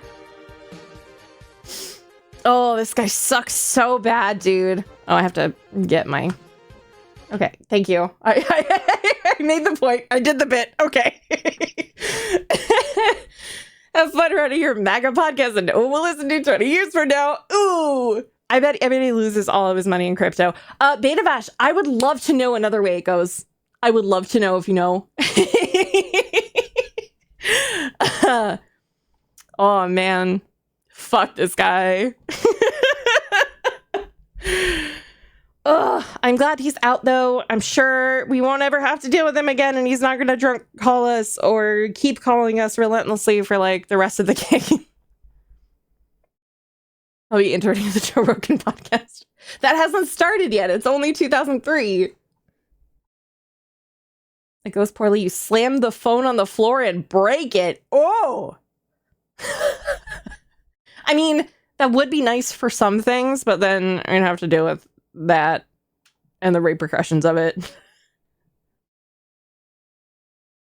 Yeah, he's still in Fear Factor. God, I grew up with that shit. Awful. Awful. Holy shit. Oh, no, you fucker. Oh, never mind. We break it again. Broke it anyway. That will break the floor. Well, it's fine. Yay! Oh, well.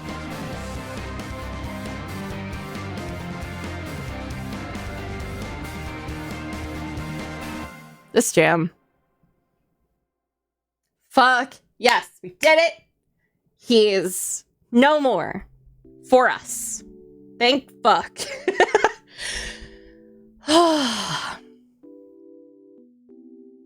Yippee! Yay! You continue to work in the library all summer, filling your unused class hours with a full-time shift. The job is easy. Apart from the occasional high-maintenance alumnus with a fear of technology, few patrons demand your attention. You spend most of your days organizing books in solitude. And with no classwork, school friends, or romantic relationships to speak of, you've had time to work on your own writing. Yay! Yippee! Yay! The words make their way frantically into every blank space. You do not regret breaking up with Adam. It may be the best decision you've ever made. But the split has reverted you to a bygone and bitter state. Lonely in the summertime, desperate for the touch of another.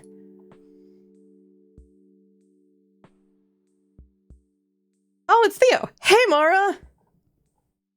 I doubt it's over. I suspect Adam is going to try and confront you. Probably. I fully expect him to, like, show up to my college because he knows where we go. Yeah. Hey, Mara. Dude! Oh, shit. Didn't mean to scare you. Sorry, I guess I was absorbed in my work. It sounds like you, Mara. The fuck are you doing here? Didn't you move out? No way, girl. I'm staying all summer doing an internship, piling on the credits. Naruto Sasuke always going crazy on fanfiction.net. She doesn't write fanfiction anymore. She's a serious writer now. Thank you very much. I'm just kidding. She definitely still writes it. Yeah, ff.net. Oh God, what did they call it? They didn't call it comments. R&R, read and review. That's what it was. Like R&R at the end of everything. Read and review. No shit, that's awesome. I never have anyone to hang out with lately. No? What about Daniel? He's busy with this, I don't know, some girl he met at work. Daniel's a girlfriend? I thought he was, a virgin. Too busy to date. Oh. Well, clearly he's not a virgin or too busy to date because he's off stupping some broad. As the worst words race from your mouth, you realize just how bruised this situation has left you. My only guy friend that I slept over at his house like every night now is a girlfriend, and I can't sleep over at his apartment in the city, which is better than going home every day. Oh, man. As the words race from your mouth, you realize just how bruised the situation left you. Daniel was habitually unavailable in the weeks following your breakup with Adam. Oh, ouch. At first, it seemed like some sort of cruel joke. Then you started to wonder if you were blowing it wildly out of proportion. Even though you're not sure it's fair to be upset.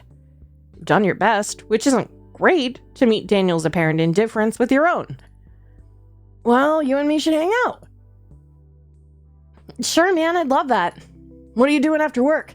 Today? A couple errands, meeting up with Welsh for coffee. That's their writing professor.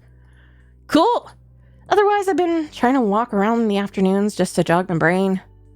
Ah, la flânerie. Quoi? Oh, you know, just wandering the streets. Oh, right. Walter Benjamin loves this stuff. Yeah. Speaking of writing, I've been researching ancient folklore. Me opening any conversation. So, hey, speaking of that, it isn't a wiki while I went down this week about... Oh, that's right.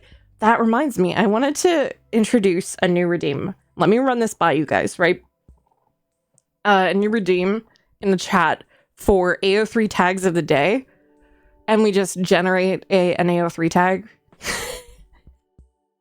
per redeem. I think it sounds fun. I don't know what to charge for it in channel points, but I don't know. I think it could be funny to just put them together. Yes. I mean, it sounds fun, right? Through the time, I'm gonna say that's Thor dressed up as a woman to retrieve Mjolnir. Yeah, yep. I knew that because I know a little bit about ancient folklore myself. Actually, let's do that right now. Wait a second. AO3 tag of the day. It was on Tumblr. There is a generator. Hold on. Let's do the generator rather than what's actually on somebody's blog. Okay, perchance. Okay. AO3 tag of the day. Heaven and hell. Just heaven and hell. Both of them. There you go. It's a freebie for you. I'll keep that as a redeem. I think it might be fun to like see if I can find a way to like put that into the chat somehow or a bot command or something. That'd be kind of neat. To one that's like, yeah, let's go. Oh, yeah? Both of them. Dante's work be like. And Purgatory. And Purgatory. And also my favorite poet. Well, I've always been into Tolkien, but he didn't invent most of that stuff, you know? It's actually pretty fascinating. There's so many weird creatures I want to write about. Oh, so he's a fantasy... Okay. And so much of it is grounded in religion and, like, man's relationship to powers behind his own... Like heaven and hell? Like heaven and hell? Damn. Okay. Sounds like you're having a fun summer, dude. Anyway, this one I've been reading is pretty great if you're interested. Oh, yeah, let's trade books. I have something I read. Oh, no, I didn't read the Odyssey yet. Oh, man. I don't want to give away the Odyssey.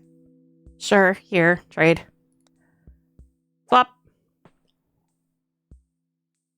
Well, when you're done with your errands and stuff, hit me up. I brought this new weed and say no more. Anyone else coming? I think one or two others. Should I invite Daniel or... Oh, sure, if you think he'll be available. Yeah, if he deigns to join us. King Daniel from on high. Haha, King Daniel is so funny. Oh my god, he is such a big crush on her, huh? Haha, that's so funny. You're so funny, Mara. He definitely is a crush on her. He definitely is a crush on her.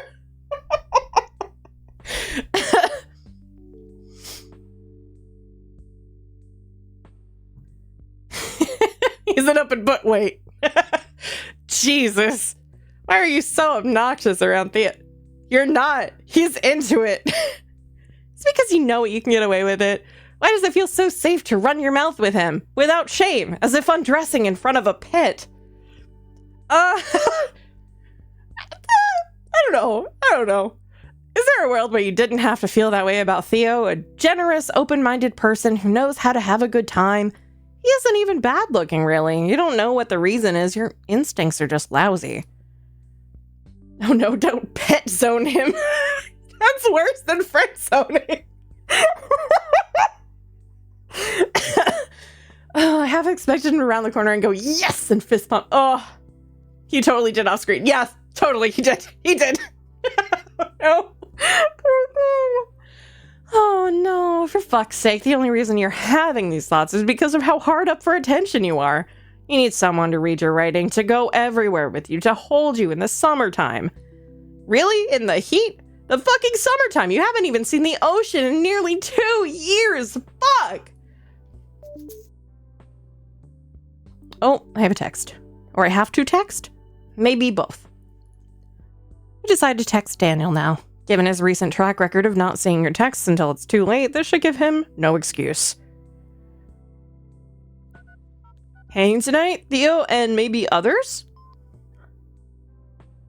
Alright, you've done your part. All you can do is wait. Okay,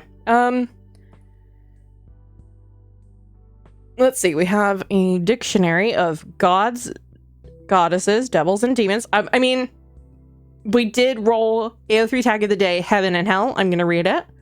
Oh no, reading for later. Oh, fine. Fine. But I will read that one. Oh, fine. I keep forgetting that I can use my arrow keys now. I don't have to click the floor. Hey, Jana, what's up? How's it going? Pretty smooth today. We've really fine-tuned the system lately.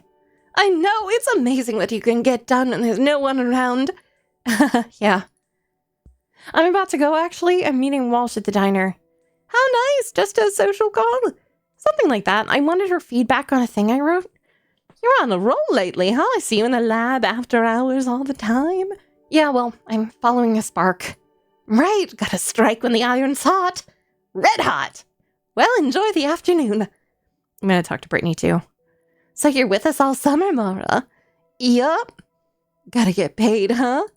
I'm mainly here for the frosty air conditioning. That's ridiculous, isn't it? I keep asking the building manager to turn it down. That's funny because you keep asking oh, wait. That's funny because you keep asking them to turn it up. The city has been blazing hot since the school year ended. I suppose we can't win them all. He's already got the colors. Sorry, just saw that comment. Oh. Guess I'm bringing a blanket tomorrow. Are you looking for some new library books? Yes, take out books. Please. Oh, All About Love by Bell Hooks. Oof. Yeah, let's borrow that. Gender and psychology. That sounds like exactly what we need.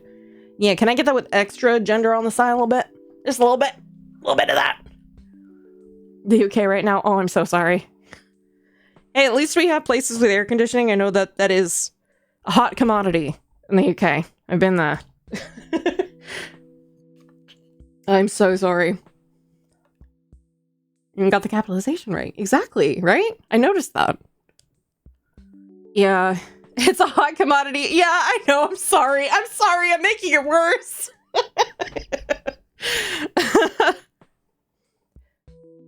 Yeah, it's bell hooks lowercase. Yes, I did know that. Yeah. I'm glad to see that some people are starting to demand like ACs be put into new buildings, but you know, adapting old stuff is hard. But hey, maybe we'll make some progress in for you guys. Or at least some fucking bug screens. You guys deserve bug screens like we have in America, because like every time I used to go over to my mom's house, like I would just use mosquito nets and I would tape them around my window just so I could get some air and not have to deal with bugs. I was shopping today, the place with the aircon off. Oh, that's like cruelty.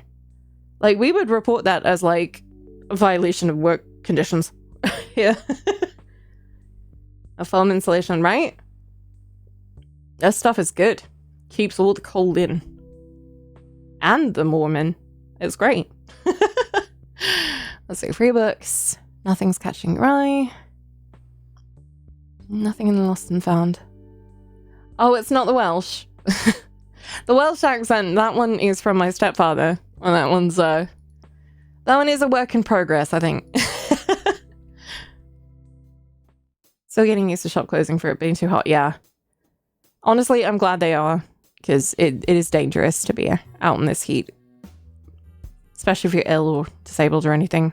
Or old. Hot enough for ya? It always was my favorite time of the year, but now it's not the same. What's different? I have to work. Yeah, I would do without that myself. Look, these are the finest mangoes I've seen in months. This one's perfect. Ah! For you, $2. You want to trust Joseph's authority on tropical fruit, but he's clearly biased as its vendor, and you have no way of discerning a mango's freshness on your own. Buy a mango. I want to buy a mango. Yeah! Mango! Mango! Mango! Don't wait long. You'll see it right now, almost fully ripe. Yeah? In a day or so, it'll be ready to burst. Uh-huh. Do not delay. It will not be sweet for long. Uh-huh.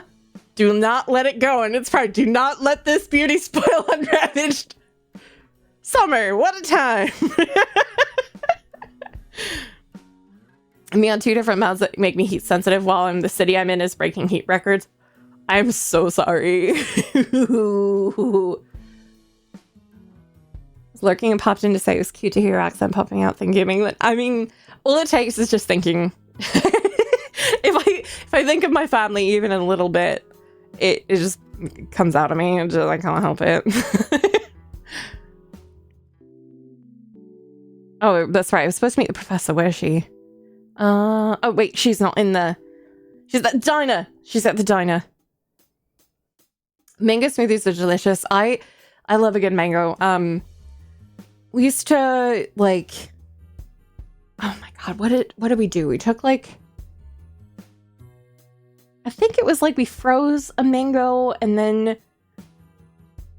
Or like we smushed it, froze it, and then had it with sweetened condensed milk. Oh my god. It was almost too sweet. Sweet sticky rice with mango. Oh, that sounds so good. Love. Who are you? Oh, that's Walsh. Okay. Hi, dear. You look well. Thanks, trying to keep it light but put together. Shall we go inside? Sure.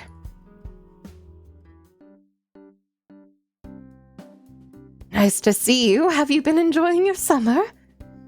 Sure, it's all right. I mean, I'm mostly working, kind of uneventful, I guess.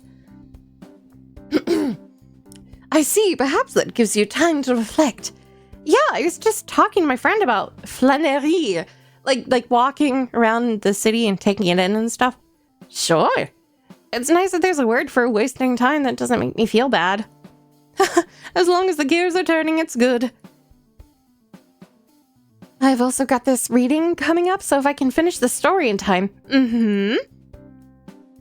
So I think this is very strong, Mara. Very compelling. Thanks. This piece is quite raw, even for you. Yeah, but like I said, real life gets in there a bit. There's one thing that struck me, this Amdis character. Yeah? He's quite the villain. He's the antagonist, yeah. Well, sure, but beyond that, I just felt that the narrative is uncharitable to this character in particular. Oh, that must be based on her ex. Well, he's the antagonist. That's very clear. What? Do you mean, like, the writing doesn't flatter him? Well, The character needs to seem less bad? either that or... Because I'm really not seeing how that would strengthen the story. The story is about how bad he is. I understand that, but... Coconut sauce on mango sticky rice. Oh, that sounds so good. Oh, man. That sounds like it rules. Ugh. Does every story need to be even-handed? Can a character just be irredeemably bad? Sure, but maybe I'll do that next. Make it a big, long World War II story focusing on Hitler's sympathetic qualities. Okay, take a minute now. Let me try this again, may I? Yeah. Okay. What Andis does to, Eleanor. What he does to Eleanor is pretty indefensible. It's your intention to show that, yes? Yeah, I'm going to show that because people are capable of shit like that. That's the truth. I know it's the truth. You want to tell the truth. I do. I really do. I just wonder if it's the whole truth. What is Eleanor besides his victim? Don't sell her short. It's important to know what motivates the character. Not gonna lie, I didn't know the artist of this game did a comic before. Yes! Yeah, Meredith Gran is a web comic. Octopus Pie? Oh! Yeah, I didn't know the name of it, but I knew she was a comic artist. Cool. Yeah. I gotta check that out. I really, really love this writing. Like, specifically, the writing is just, like, incredible to me. I mean, like, of course, the art is great, but, like, the writing is just so, like...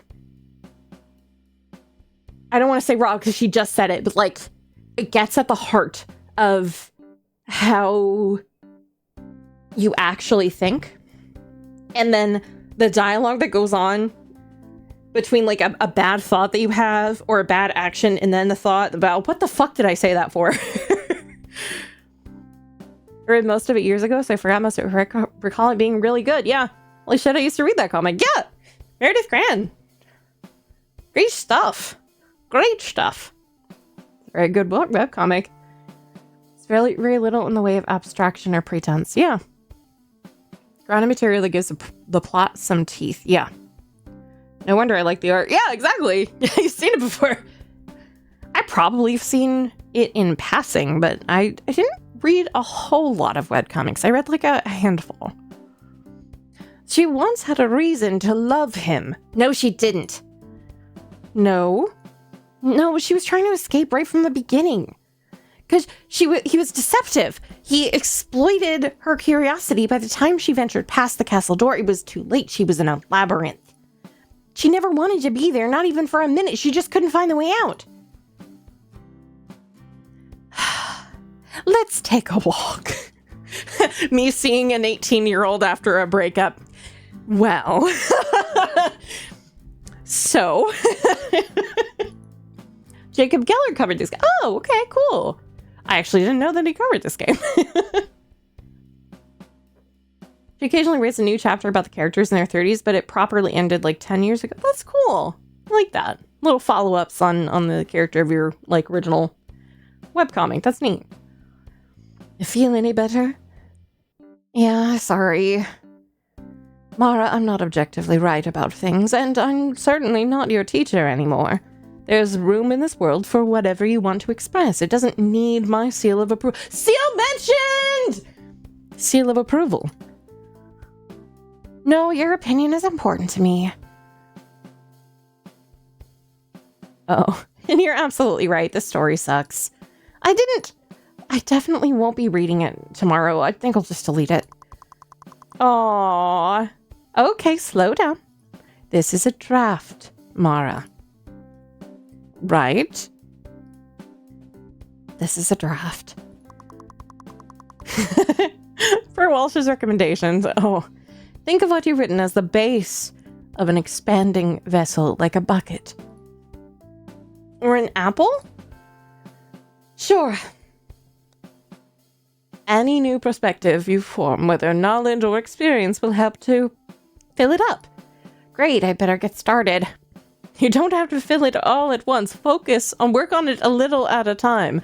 In fact, I recommend stepping away from it. Don't write it all for a bit. But it's the summer, dear. Just think about things. Look at the world.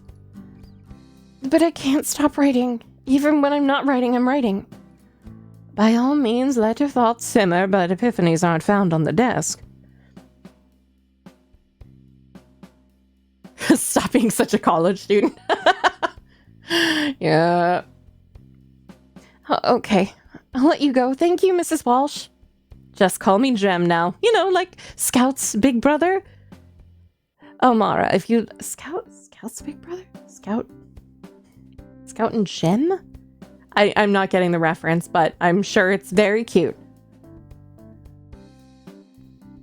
Oh, wait. To Kill a Mockingbird? Is it To Kill a Mockingbird? I don't remember. Yes! Okay, cool. It was like Scout. What is something with somebody named Scout? To Kill a Mockingbird. Okay.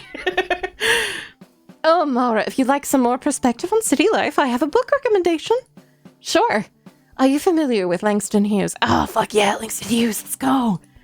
There's a great collection of his poetry called The Weary Blues. I just returned it to the school library if you're interested. All right, thanks, Jem. Well, this wasn't the reaction you'd hoped for, but it gives you a lot to think about. Since your story is no good, you'll have to come up with something else for Andrew's reading.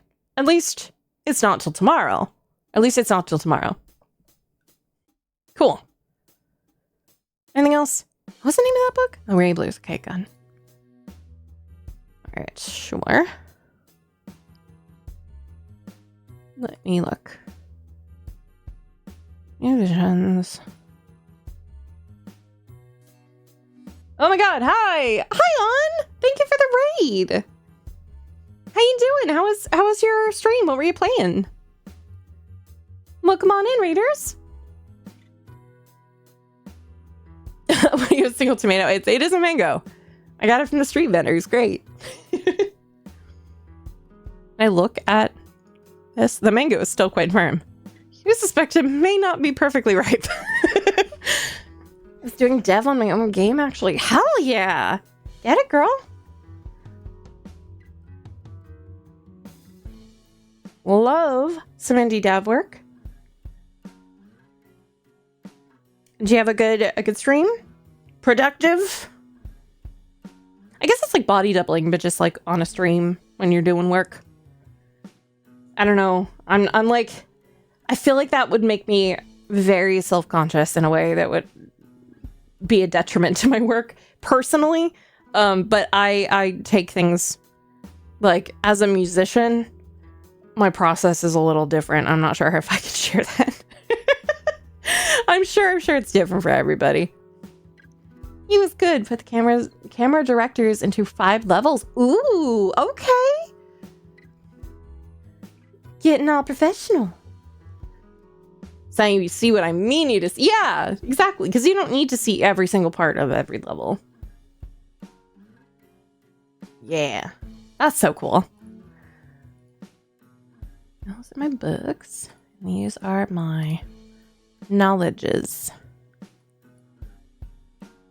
Oh, I have 2 on movies. 0 on the city. Okay. How's Mara looking? Oh, it's rough. At least we broke up with her terrible boyfriend. So that's a step. We love that.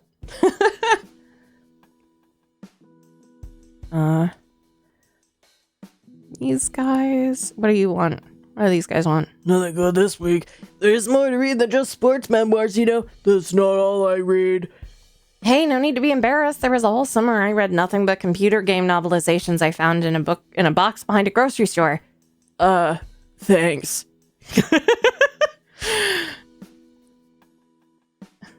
Was that today? Yeah. It's great. I love it. It was very long. It was very long and very... Oh, it was too real. Oh, he was really bad. Oh no, she was reading Halo the Fall of Reach. His helm would not fall. Uh-oh, John. Do you do it first try? I actually did. For real. Billy's reference. Uh-oh, John.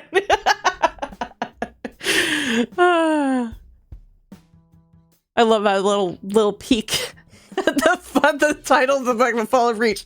Uh-oh, John.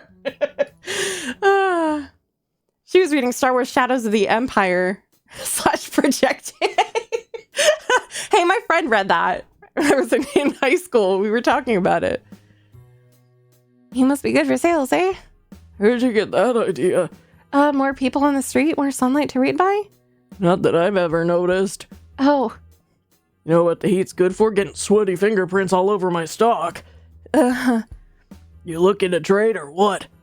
I don't want to necessarily get rid of this, but... Oh, great. Our Rotmeg Communist Manifesto, let's go!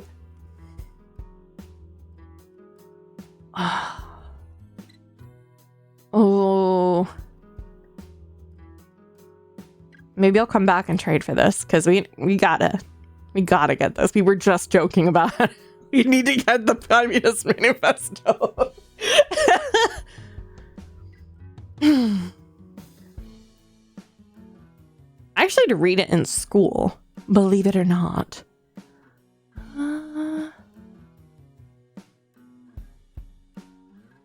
Karl Marx. Nothing in here, nothing in here. Okay. Let me go back. Would I be able to tell without talking to anybody? No. Reference? No. Brittany, what's up? Hey, Brittany, do you know if we have The Weary Blues by Langston Hughes? Let's see. We do, but it's not in the main stacks. It might have just been returned. Check back tomorrow and I should have it. Okay. Great. Thanks, Brittany. Okay. So that is a wash. Let's read one of these and then we can trade it. I'm going to read this one. Yeah, let's read this. Gender and Psychology. You've heard much about bell hooks in the context of racial and class struggle. It's surprising to see a book that is seemingly about neither, focusing instead on modern love through the lens of personal experience. That said, the defining themes of Hook's work cannot be divorced from the topic at hand. The healing and everlasting power of love, which he argues is sorely missing in the world of today.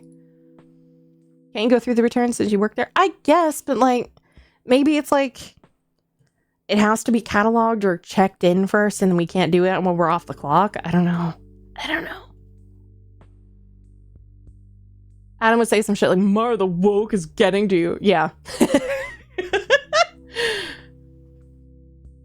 Mar looks so harrowed.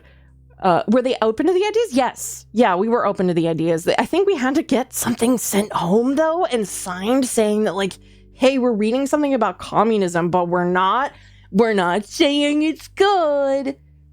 I think that's literally what it said. It was crazy. Hi, Rebecca, exciting news. We broke up with our terrible boyfriend.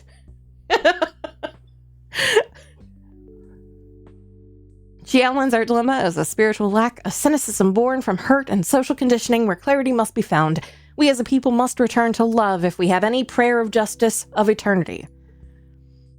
Although you enjoy the writing, you find yourself skipping around when Hooks turns to her eye to the nuclear family. Still, you will be thinking about this book. It's a small personal assurance to see such value and wisdom assigned to the pursuit of romantic love. Cool. Neat. Okay, cool. So we can trade that one for the Communist Manifesto. Get fucked, Adam! Oh, he was the worst about it, dude. He was terrible. Girl, I can't wait to hear your thoughts. He was so gross. He was every fucking manipulative fucking trope he hit. Every time. We were so pissed we broke on Nokia. And honestly, he deserved it. He deserved that fucking Nokia chucked at his face. Isn't the bell hooks from the... Oh, you're right. No. Man.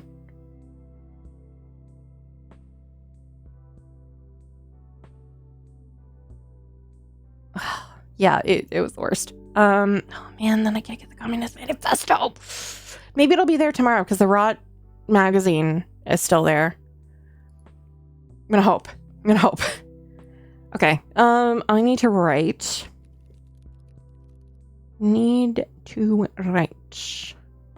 I am gonna check my IM though. John is online. You added him to your contact list after he gave you a copy of his book. Oh, right. Oh. Let's make this brief. We don't want to annoy him. Keep it casual. But not unprofessionally so. Exactly. You can do this. Shut up. Mara, I fucking saw you sell that Bell Hooks book to the guy in the front of you. Can't you explain yourself? I forgot. Before the '08 crash, communism hasn't gotten super popular yet. Yeah, it was not super popular when I was in high school. That's for sure. Yeah. Hey, is this John? Depends on who's asking. This is Mara. We met at Andrew's reading back in the spring? Exclamation points. Mara! Yes, I remember. What's going on? Hi, I totally haven't read your book yet. Sorry to IM you out of the blue. I wanted to thank you again for the book. Question mark exclamation point. Oh, right. Nearly forgot I gave you one. I thought I had my release dates crossed. Haha. No problem. Was it bearable? Haha. I'm actually still reading. You regret lying like this. You haven't even cracked John's book yet. But I'll tell you what I thought soon. You really don't have to. You're nice just for looking at it. That's more than my editor's doing. So I go to eat up food and I hear the Halo book reference and the Communist Manifesto. Yeah, welcome. Welcome to the stream. Yeah. Yup. You feel like you might be wasting John's time. You probably should have read his book before messaging him. I should have. I'm sorry. Anyway, I just wanted to say hi. I'll message you when I'm done with the book, which won't be at least until tomorrow, if that's okay, I mean. Yeah, of course. I love that. Thanks, Mara. Okay, see ya. See ya. John signs off moments before you do. This must be why you've never seen him online before. He's blindingly scarce. With any luck, you'll catch him again sometime. Okay, cool. Can we search topic? Can we search the city? The city! Search the city, please. You joined the Suck student forum before break, hoping it might connect you to more real-life activities around campus. Unfortunately, it's been dead all summer and wasn't super alive before that either. You wish to have just an ounce of Theo's dumb courage. The city and its social possibility remain opaque to you. Movies? Research movies? A city you can make. If you can make it here, you can make it anywhere. Lately, you've been checking out AFI's 100 Years, 100 American Movies list for inspiration, and there are quite a few you've never seen, and almost all are freely available at the school library. It's unfortunate that when you bring them home, you so rarely have anyone to watch them with. Mom refuses to stay put, Timothy and Lily live far away, and Daniel is fucking somebody at work. What is Daniel to you anymore? Movies, okay. Yeah, search sex. Hello, school computer, search sex, please. Can I get a sex search on the school computer? Music? Lately, you've noticed more criticism around Blowtorch and their approach to album ratings. The critique goes that rating thing on a scale of 1 to 100 is annoyingly granular and that their criteria is pretentious and seemingly arbitrary. You're not sure what the fuss is about. You've discovered some of your favorite albums on this blog. Still, it has planted a seed of doubt in you. Is your experience listening to these albums really your own, or is it crafted by the opinions you have read? On the school computer at her job, typing in sex academic. Big naturals. It's an unpleasant question and one you'd prefer to set aside for now. Yeah, that's fair. I think we're good. We searched anarchism and we found infighting. It's very good. It is a parody of Pitchfork, yes. Let's search. And while we're talking about him, search John Klein.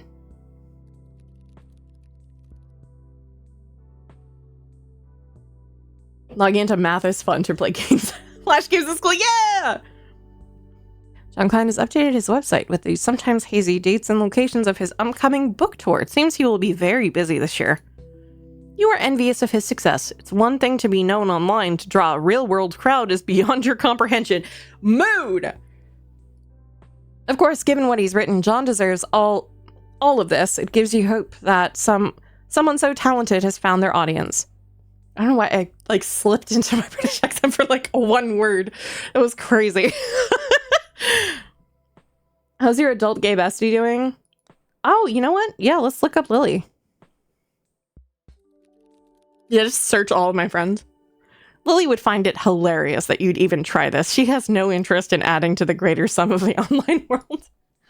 It's really funny. I don't want to search my ex. Fuck that. No, we're not searching. Daniel. Yeah, I think we're done here. Cool. Email. Anything. Grades are live. Reading tomorrow. Okay.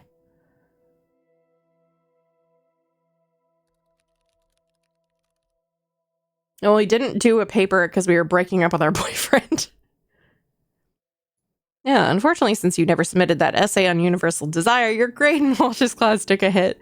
He fell just short of qualifying for the dean's list, which would surely be disappointing to Mom. Aw, that sucks. But hey, you won't lose your scholarship over it, and you're getting a lot from school regardless of your grades, right? Some things are more important. And we broke up with our boyfriend! See you tomorrow. Just send me info real quick. It's a message from Amanda reminding you about the reading. Details the date, time, and location of the event. You still haven't finished your piece for the reading. You'd better take care of that before you run out of time. Okay, Daniel's supposed to be reading. Okay.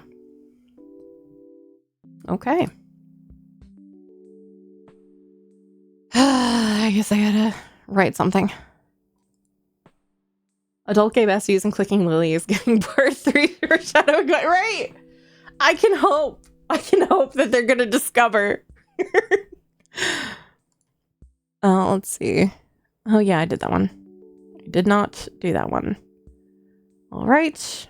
Rewrite your story. That one is going to take longer, so let's do Indra's reading. Right about... Oh, we can do movies and sex, because we never did that for our class. Or movies and anarchism. Ooh, that could be fun. Let's do movies and anarchism. Anarchism or sex? Or no, we don't have enough on music. Yeah, let's do anarchism. Yeah, right. Write something. It's gonna be great. I wish I had slightly more knowledge. Feel as if you were grasping around frantically for material. What is it you're trying to say? How does it relate to your recent experiences? You can't say for sure. Oh no. That's your second topic. This all feels very scattered. Oh no! You should spend more time thinking about it or perhaps doing some other things. Oh. Why? Can I rewrite it? I don't think I can. Oh no! Oh, text. Oh well. Can't tonight. I'm with Dana. Wow. Took him all morning just to reply with that. With the exact thing you expected him to say. Fucking asshole. Damn it, you shouldn't have mentioned Theo. Oh, you shouldn't have mentioned Theo would be there. Been looking for a used TV all day. For the apartment? Yeah. Slim pickings around here. Oh, that sucks. If I see one, I'll let you know. Although you're still annoyed with Daniel, at least he's telling you about his day. Thanks.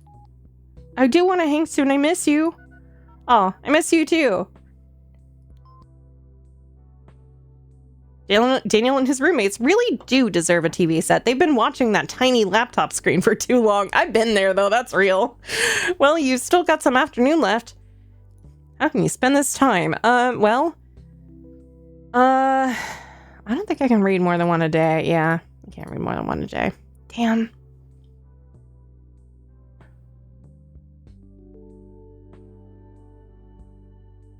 Okay, let's...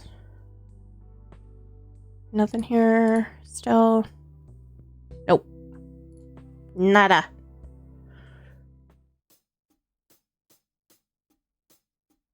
Can I go to the coffee shop?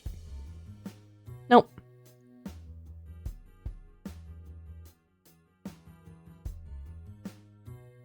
Movie? Too Fast, Too Furious. Fuck yeah. Can I do... Oh, I want to time for a movie.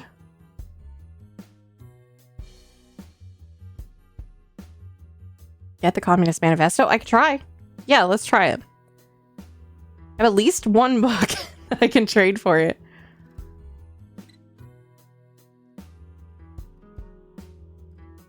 I don't think Master of Disguise is out. I think it may have come out last year. I don't know. We got an ad break coming in. This will be the last ad break of the stream. And then when we reach a good stopping point, we'll call it. So I'm going to leave you with some seals in just a little bit. I don't know. My throat's starting to be a little funky. So I'm going to take this opportunity to do some little hum exercises. It's good for your vocal cords. Okay, have some seals. I'll see you after the break.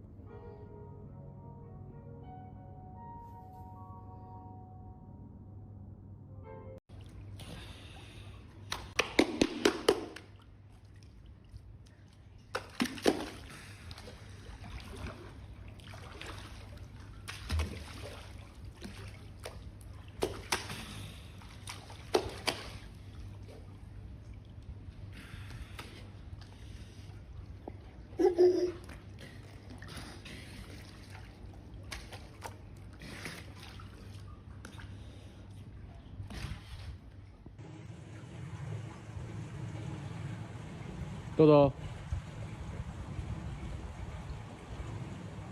Todo.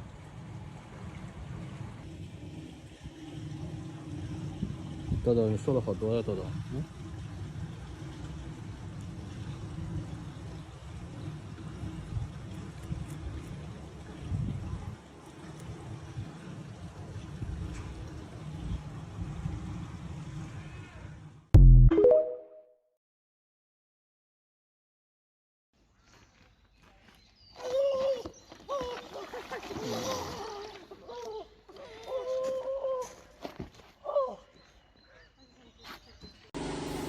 伸びてギュッもう一回伸びてギュッまたギュッよし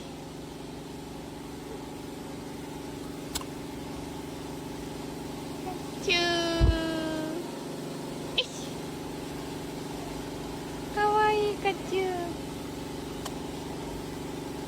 バイバーイ。 All right, I'm back. Just waiting for the ad break to end. バイバーイ。 Seals are apparently kind of soft. They do have like bristly hair, but their natural oils make them like apparently nice to touch.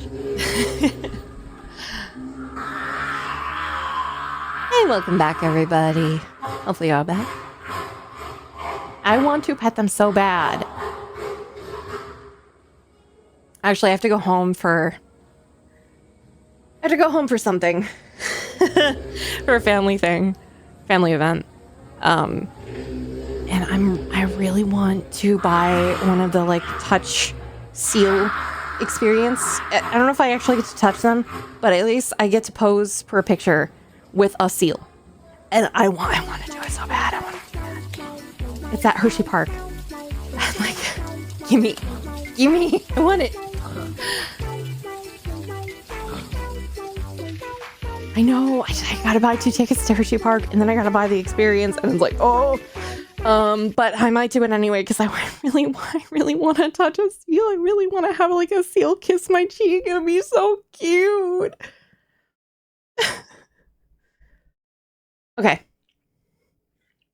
Enough about my weird animal special interest. Never. On this channel, never. Oh my god. Okay. I gotta get like a little seal like mascot. That's one of the things that I want to commission for the big rebrand that I want to do from Total Spiff to my other one. Oh, how can a huge shield be bouncy? Because he's a Galumper! He's Potechi-kun! This is Potato Chips. I love him very much. He can't really see much because seals have weak vision, especially when they're older. And Potechi is. So they you see how they're like touching his whiskers to make him do their tricks. they're giving him a touch cue instead. They do this for their like. I'm here today with my friend. They make them do Court, tricks and we're gonna because be doing some it helps painting. to So one of the strengthen reasons them. that we do painting with our So seals it is does so that they actually can serve a work on purpose. Enrichment. Enrichment is anything You could that buy keeps one of them those mentally seal and physically paintings. Isn't that so stimulated. cool? So we can do that with toys. I want to see them so bad. We also do that through our training program. I'm gonna just watch the seals if I just keep this up. So I'm Court sorry. here today Okay. is going to be Back doing to what game. we call a Back to cognitive game. behavior. That means that he gets Ugh. to actually be pretty creative. Okay. So, is this Lind? I'm gonna trade this. I know it's bad. I'm gonna trade it though. Shh. For the Communist Manifesto. I want it. Swap.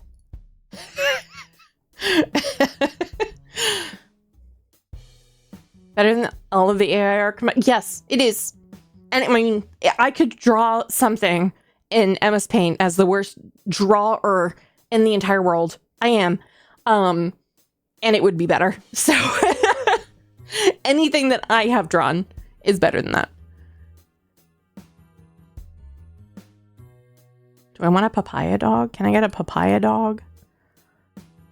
No. I don't want a papaya dog. What's wrong with me? What about pizza? Do you want a pizza? No. Oh, is it morning? I don't know. What's this? Oh, hey, $5. Well, I can tell somebody. Hello. Happy summer. Yeah, it's hot out there. Good reason to shop here, yes? You certainly got an air conditioner.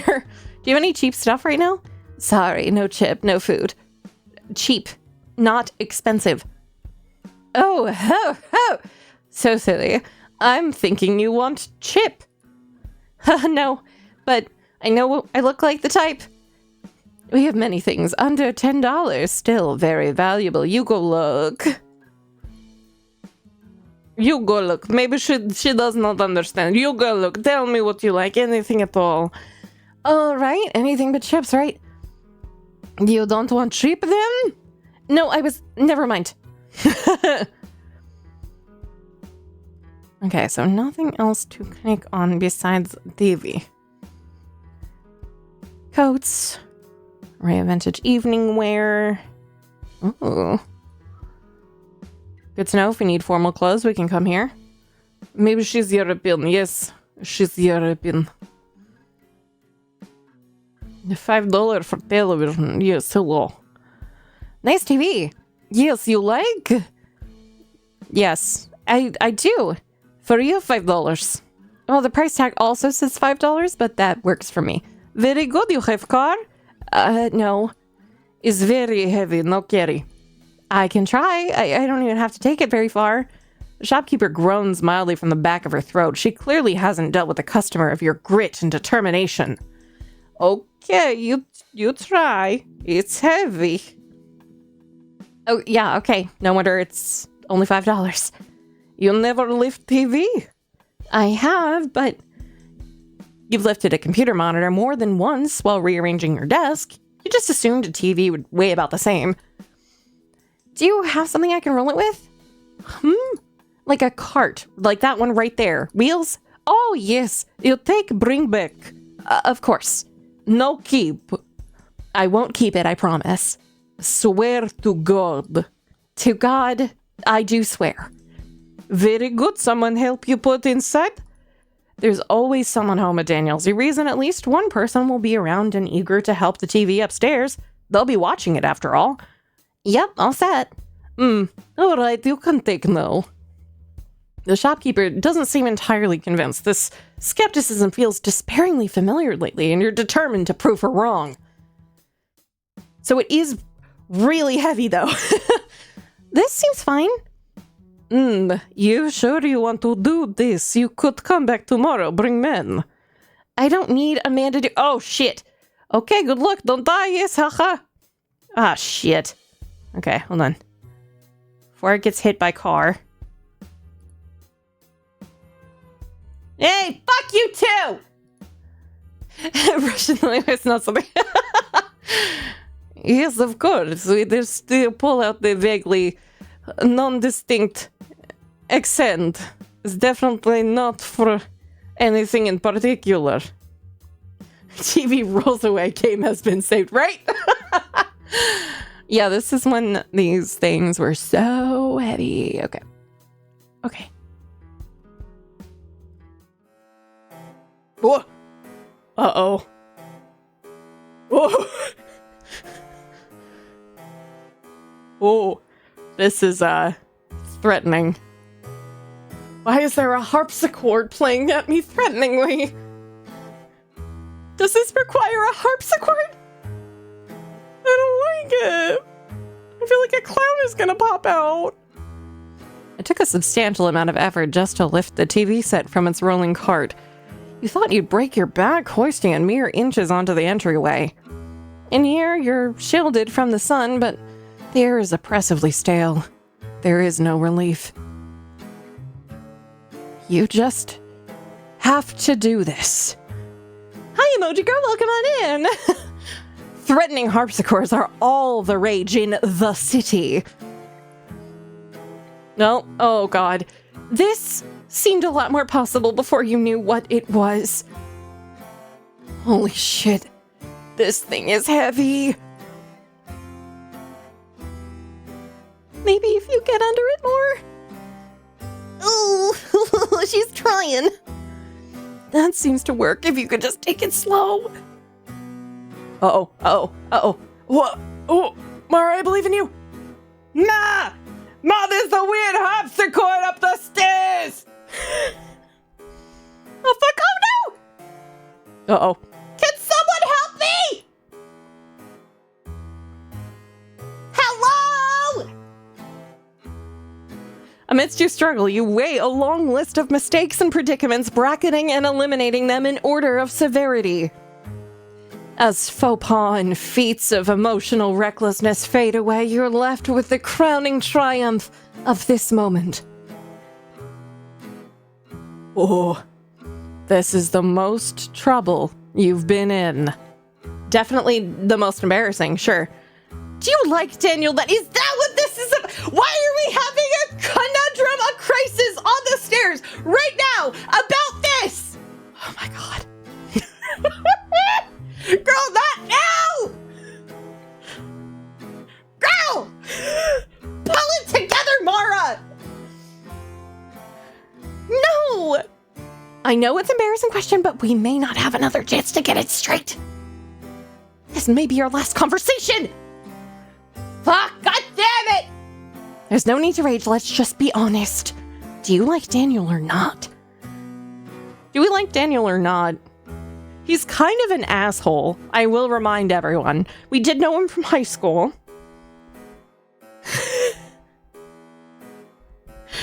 And it honestly, with Mara, picking yes or no often leads to the same result anyway.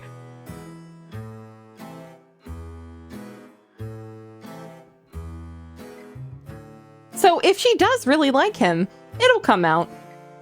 Yeah, I also don't get the vibe she does. I think she just wants her friend back. No, he's my friend. I was doing her a favor. Mm-hmm. Just because a favor's turned deadly doesn't mean I like it. Right? Of course not. You did it. You did it all as a favor. Just your good pal Daniel can watch Escaflown while his coworker blows it. Ugh. Yes, okay, I like him. Damn it. Okay, but, chat. Maybe she doesn't know if she really likes him because she just broke up with her shitty boyfriend, okay? Maybe she's just looking at everyone and being like, maybe no. You know? And also, this is a desperate situation. Okay. Really? Him? Hey, don't put this all on me. Don't get me wrong, he's cute and funny and brilliant and all. But wouldn't that be weird? You've known him since high school. You can't just put him in a different box. Surely you're just lonely since the breakup. He'd take a role in the hay with just about anyone. Besides, he's got that girlfriend. Aha! Okay, well, regardless. God, I hate you! Did you really think he'd find this romantic? I'll smoke and drink you away the first chance I get! Will it be romantic for Daniel to find you mangled in a pool of blood at the bottom of his stairwell? Okay. Once again, I'm a fucking fool. What can I do? You have two choices.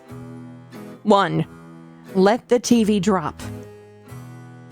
2, use your last remaining strength to try and force it up. I'm gonna force it up. I'm a Hulk. And a move that will instantly turn much of your muscle and connective tissue to jelly. You grab an extra inch at the TV's base and push with all your might. Luckily, those things are... Oh, hey, nice to meet you. Thanks. I brought it for you guys. Cool. I'll be able to play Simpsons Road Rage. Nice, I figured you might... Oh, were you home this whole time? I was shouting for someone to help me. Oh. Yeah, sometimes you hear someone screaming, but it's the city. You don't really think too much of it. No? Well, it happens. This is how Kitty Genevieve's died, you psycho! Now that you've survived this day, you'd better take a serious look at it. It isn't healthy for you to fixate on Daniel. Just imagine how crazy all of this would seem to him. You don't really like him. You're just craving his attention. Maybe it has nothing to do with him at all. Maybe he just happens to be the person you miss most. He doesn't care. You wish you didn't either.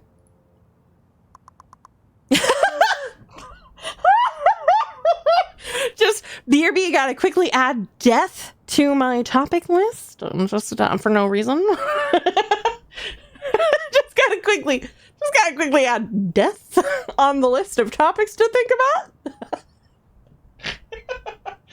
Hey, want to meet at the dorm? Sure, be right there. Cool beans, I'm coming down to the lobby right now. Jesus, dude, just come downstairs instead of typing cool beans into your phone.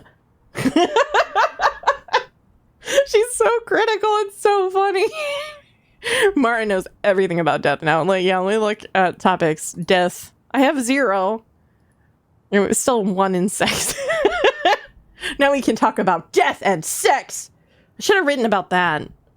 Honestly, so human of a moment. Yeah. Let's do a Theo once, besides definitely to hit it. Fish, how was your day? Well, that's right, he calls us fish. Because white fish.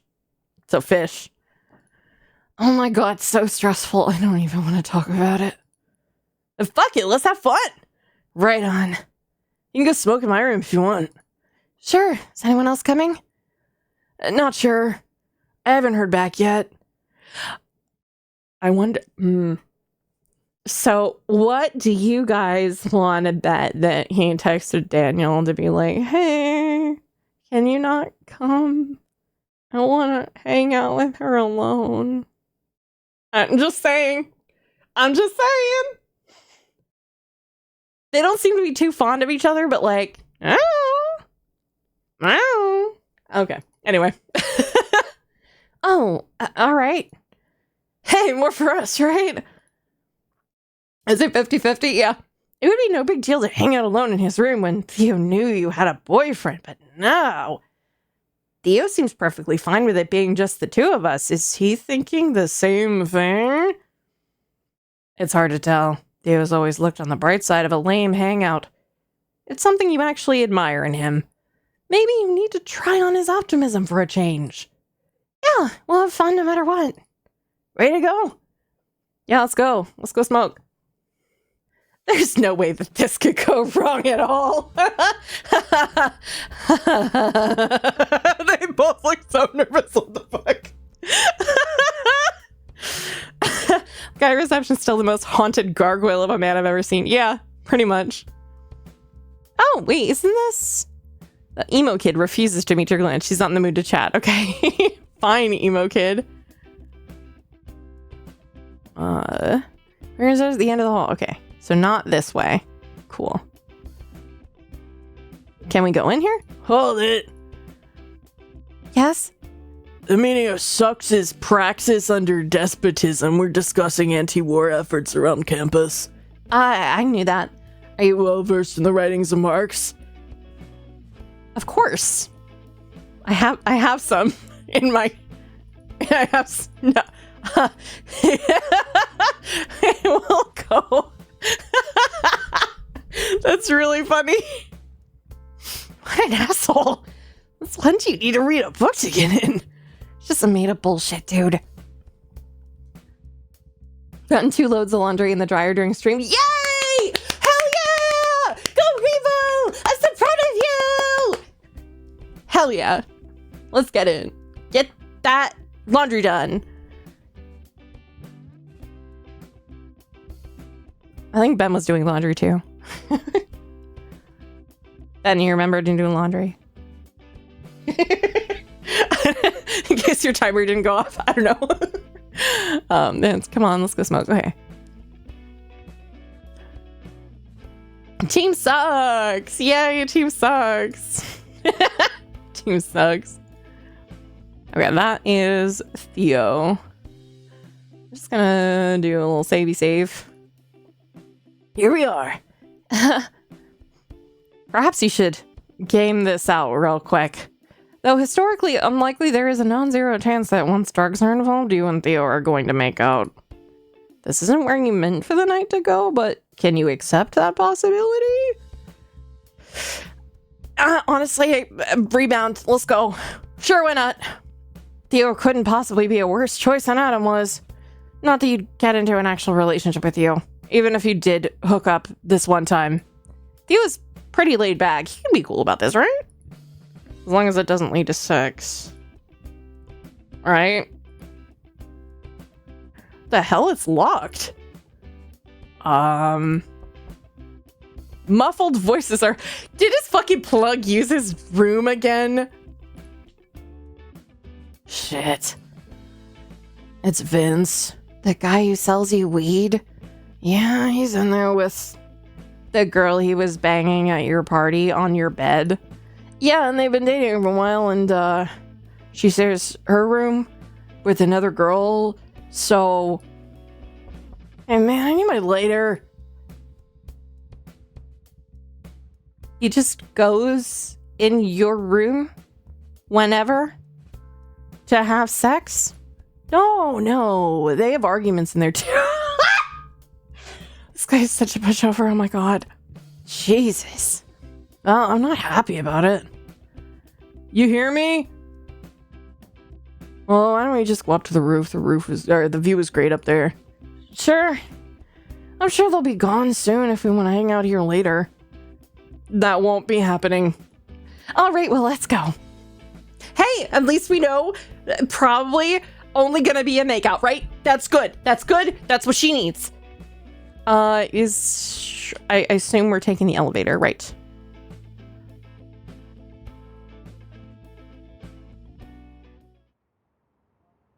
Holy shit.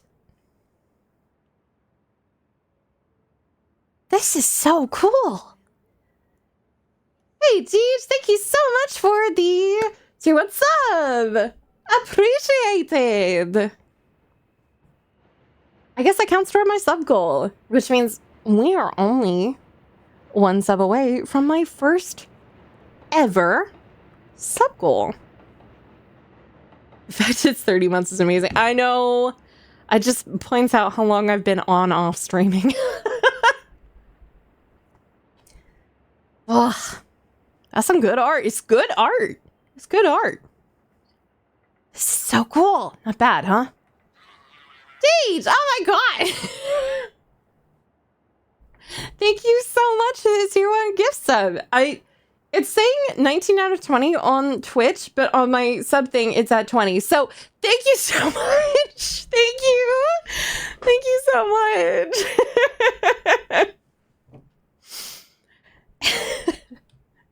You're very sweet.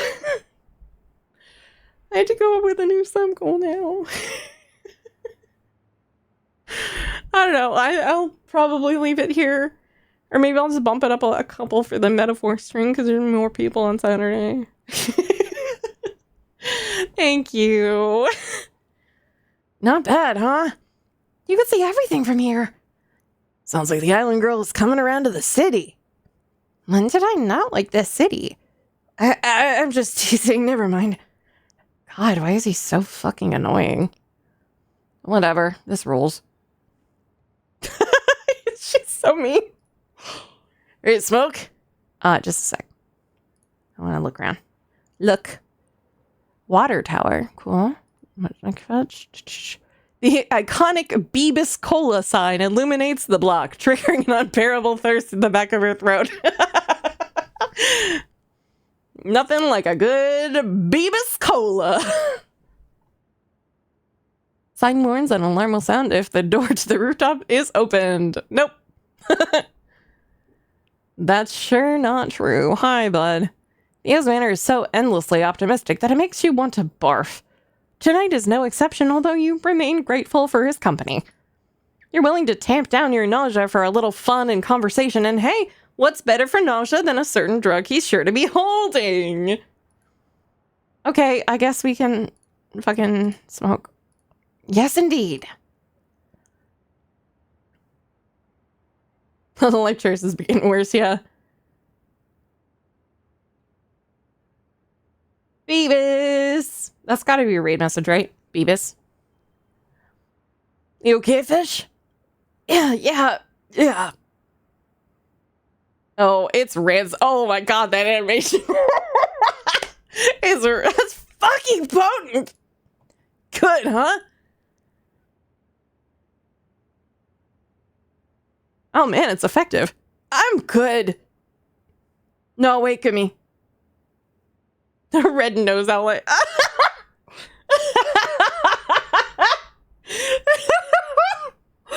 can't. It's such a good animation. Oh my god, wait, treasure train? Hello? A treasure train? I've never had this before. Hello? Wait, what is... Hold on. Oh, those are lame. Yeah, I mean, it's all, hey, spend more money, right? Hey, spend more money. 35% off gift subs is a little too. Yeah. Don't feel pressure. No pressure. No pressure at all. I know it's meant to draw more, which is nice for me, but like, you know, let's spend responsibly, everybody. Yay. I'm glad you came out. Yeah, this is cool. So how have you been lately? I was going to send you something and then check if Tide is still streaming. Yeah, I mean, it helps for sure. Thank you so much. I'm trying to stream like on a regular basis, so I want to like really pivot some of my time and attention to actually streaming and stuff. It's great. The treasure is the drugs we smoked along the way. Hell yeah! Mara? Yeah, good. It's good. That would be my assessment of things. Okay, good. This angle sure is something. Nice. It sure is a nice night for an evening. A little Dragon Age 2 reference for my people with taste. Like most people when they get high get drawn with saucer eyes, but Mara already has them tiny eyes. Yep. Her stone face is so funny. Nice night. Yeah. This is the most night I've seen in a while. What do you mean? Deej! Oh my god, thank you so much. That's officially on Twitch, the sub goal meant, but yeah. That's 20 out of 20. Let's go. Thank you so much. Thank you, Deej. I appreciate it. All right, like the sky and shit.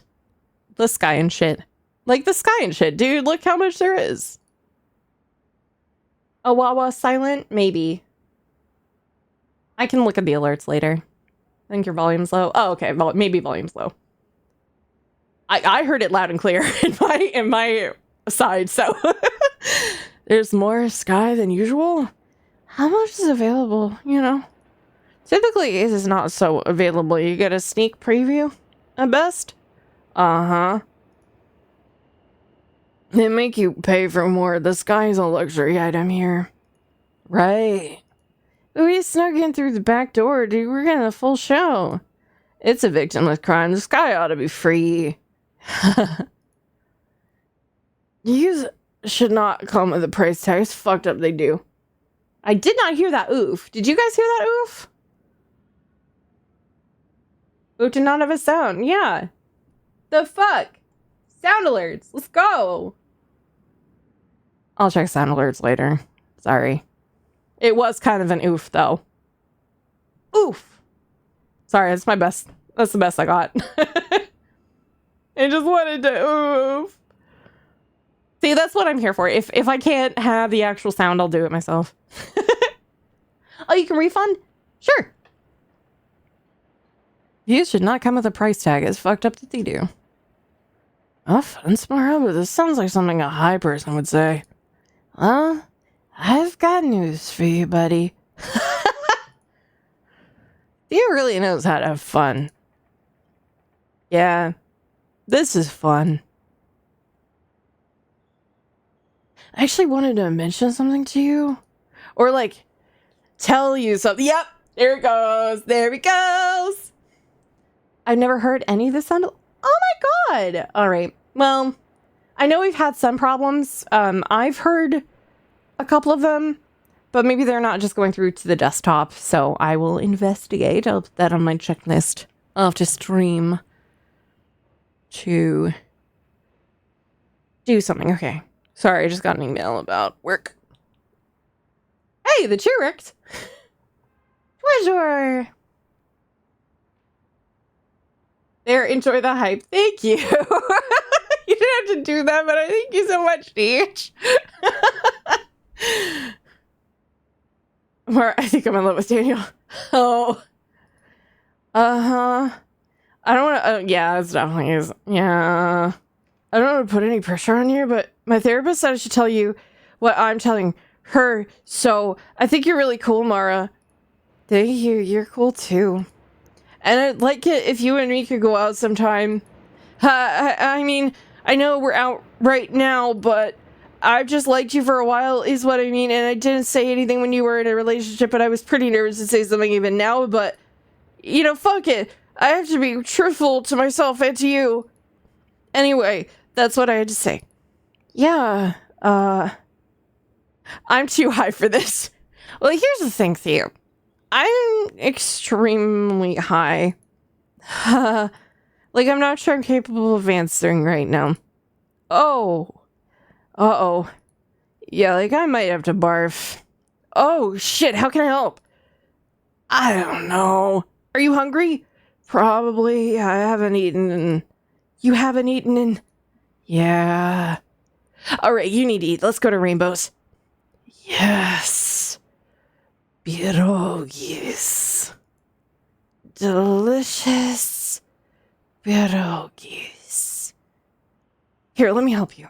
No, I'm okay. Delicious pierogies. You are feeling the pierogies. We gotta go to Rainbows to get pierogi. Pierogies, save me. Save me, pierogies. Let's say that. Oh, they got egg creams.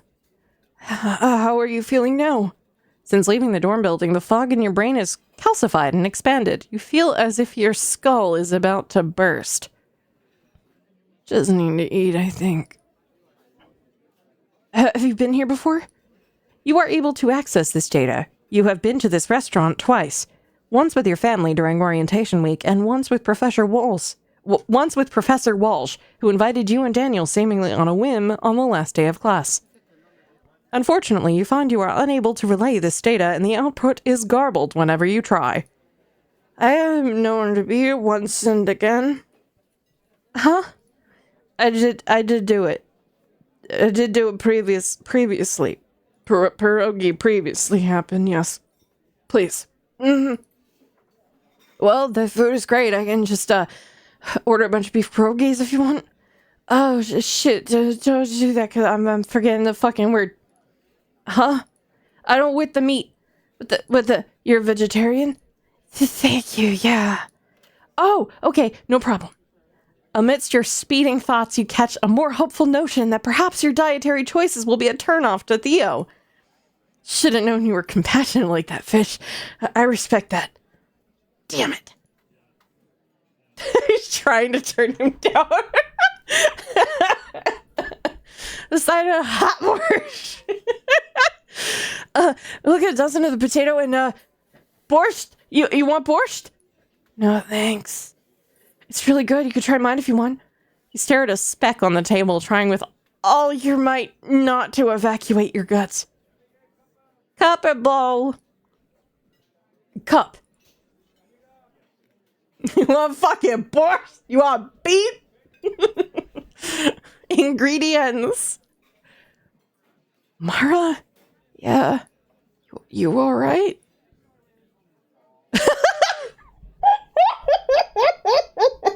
I really want some borscht right now. Not gonna lie. Yeah! I can fuck with some borscht. No, I think borscht is just beets. I'm pretty sure it's beets. There might be something in the broth, though. I don't know. The sight of Theo's concern prompts a hateful rush in you. But then you're ashamed. This isn't Theo's fault. You hate something bigger than him. He's been dragged into your hatred. He doesn't deserve to sit there wondering what's wrong. I'm sorry, Theo. This probably isn't a fun night for you. Well, what? I'm having a great time. Wikipedia says meat broth, yeah. Hey, Hype Train ended. Thank you so much for the level 2. We got a little hype chat. Let me see what this is. Hello?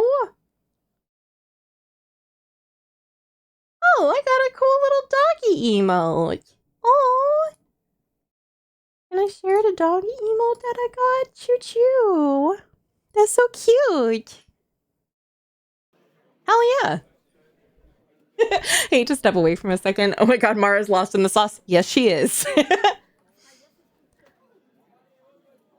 Oh, you hate him. Listen, about what she said earlier on the roof. Yeah? You're actually not sure where you're going with this just yet, but you do feel it must be addressed right now. What about it? The thing is, I just don't think it would work out because... I'm gonna blame it on the breakup. That should make him feel bad, right? You decide it might be worth letting Theo into your private life just a little, if only to explain the situation better. Your borscht, all I can remember is the A4. I know! I once went to this beautiful little deli that you, like, during the day, you came in, you ordered deli food, right? Like, sliced meats and stuff. At night, they took, like, two groups of people of, like, maybe 4 each for dinner. And it was this little Russian grandma, and she would make you a personal food, like a whole meal, all for you. And it was like $30 maybe for 2 people. This was like 2008. But like, you know, it was so good. It was so good. That was the first time I had borscht, and it was incredible. Ugh. Or maybe you're just running your mouth because you're high. Probably because you're high. It's just that this breakup has taken a lot out of me, more than I expected. Yeah? The thing with that you don't order? Yeah, pretty much. They just like, hey, can you eat this? Yes, you can eat this. You okay, great. They make you come in. And then like the daughter who was like waiting on us would come out and just like chat with us while her grandma cooked. It was really cool. My ex was like, he was an asshole about it. Made me feel like I'd never find love again. That's just completely untrue. Of course you will. I don't know for sure that it's untrue. There's a lot wrong with me, Theo. Like, what? I get involved too easy. I don't speak my mind. I don't agree with... I don't necessarily agree with this. She does have a habit of not speaking her mind at the right time and then it blowing up. So I'm going to say that one. Yeah, she only speaks at the bad times. I have no trouble saying this on my mind. I've been a bad communicator. Really? You've always seemed like such a straight shooter to me. Well, with you, with me, you. Don't get your hopes up, bud. Well, at least it isn't hard to be honest with you. Oh. Okay. Well, that's a good thing, isn't it? I'm realizing it very much sounds like it is, but... Thanks. A pile of food you'd normally enjoy has become explosively voluptuous in your current state. Good? You can barely catch your breath long enough to reply. Uh-huh. Your center of gravity returns. By the time you've cleared your plate, it's once again possible to say the words you formed in the correct order. Feel better? A little. Thank you. Of course, I'd hate if you were sick all night. It's going to be fine. The poison throbs in your skull. Leo is merely reassuring himself. I still don't feel good. Really? Yeah, splitting headache. Kirby style, just suck them down. Yeah. They call me the pierogi shooter because I... You missed the... Wow. I did. Oh, no. Sorry, Mara. This is all from the weed, isn't it? No. I feel awful. I feel awful. It's not your fault. I'm like... None of this is your fault. I'm just so wrung out and exhausted. Nothing's going right. I'm just so sad about everything. I want, like, a do-over on this summer. I want it to be fucking free. Why does it never feel like I'm free? The summer's not even over yet. There's always a chance something great will happen. He's so optimistic. Oh my god. That's the way I like to see it. And that's why Mara thinks you're annoying. Dessert menu. Sure. No, no more. No, no more. I'm sorry, I have to go. Oh. Like right now? I think so, yeah. Okay, well, I'll walk with you. Let me just get this. No, you don't need. Uh-oh. Thank you. Sure, it's nothing. Still feeling bad, huh? Are you sure you can ride the train? You're not sure. Yeah, I've got it. You can lie down in my place for a while if you need to. No. I'm going to Suffolk right now, okay? Thanks for everything. Wait, Mara, I'll go to Suffolk with you. No, I'm going alone, okay? Oh, man. Mara is... sure something. She's sure something. He's a lot, but he's doing the right... Yeah, no, he's a really nice person. I just think that she doesn't know. She's the most 19 you could ever... That's the problem, is no one understands that she's 19. And no one will ever understand that she is 19. So that is the problem. Oh, right, your rail pass is expired. You'll need to see a ticketing agent. Oh, no. Oh, no. How can I help you? You've not stopped moving long enough to gauge your composure since exiting the restaurant. Now, leaning against the ticket counter, you find yourself very sick. Sorry. One sec. You okay, ma'am? Yeah, sorry. Blah. You can't do this again. You can't go home to mom like this. But you can't go to Daniel's either. He's either out somewhere or at home with... God damn it, Daniel. That was definitely a reference. Why did you have to stop caring when I need you most? Theo. Oh, hey, Mara. Just checking if you made the train. Hope you're okay. There's nowhere to go back to. You're going to throw up if you don't lie down. You try to find the stillness in the room, even as it rotates before your eyes. You breathe in the stale subterranean air, warm with a rush and refuse of human activity. I don't think she knows how to deal with someone actually nice to her. No, I think so. Yeah, I think he is genuinely, I think he's a good person. And even if he likes her, I don't think that she likes him back. Yeah, that's part of her issue. Yeah. After a while, the patterns of your mind stabilize and the metallic taste in your mouth recedes. You consider trying to rest, at least until the sick returns. It does not return. After what seems like an hour, you allow yourself to believe in sleep. Your body obliges. She's just sitting, sleeping. Your head has been pounding since 5 a.m. It's now just after 7. You want to sit in your misery forever. Your discomfort, on the other hand, has become untenable. You decide not to spend another minute in this chair. The station air has somehow gotten more oppressive overnight. The exhalation of steam from the platforms below must be picking up as commuters arrive, not computers.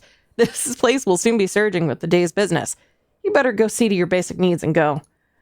Your guts rumble in distress. It's the sort of hunger that in itself could cause you to vomit if you don't act soon. But more pressingly, your mouth tastes like rot and your face is a mess. You need to improve your situation before you can head out to work. Oh, God. Work. That was a bad time. We're having a bad time. Is there a bathroom nearby? No. There might be a bathroom. Might be a bathroom. No, I guess not. There's a water fountain. Does that not work?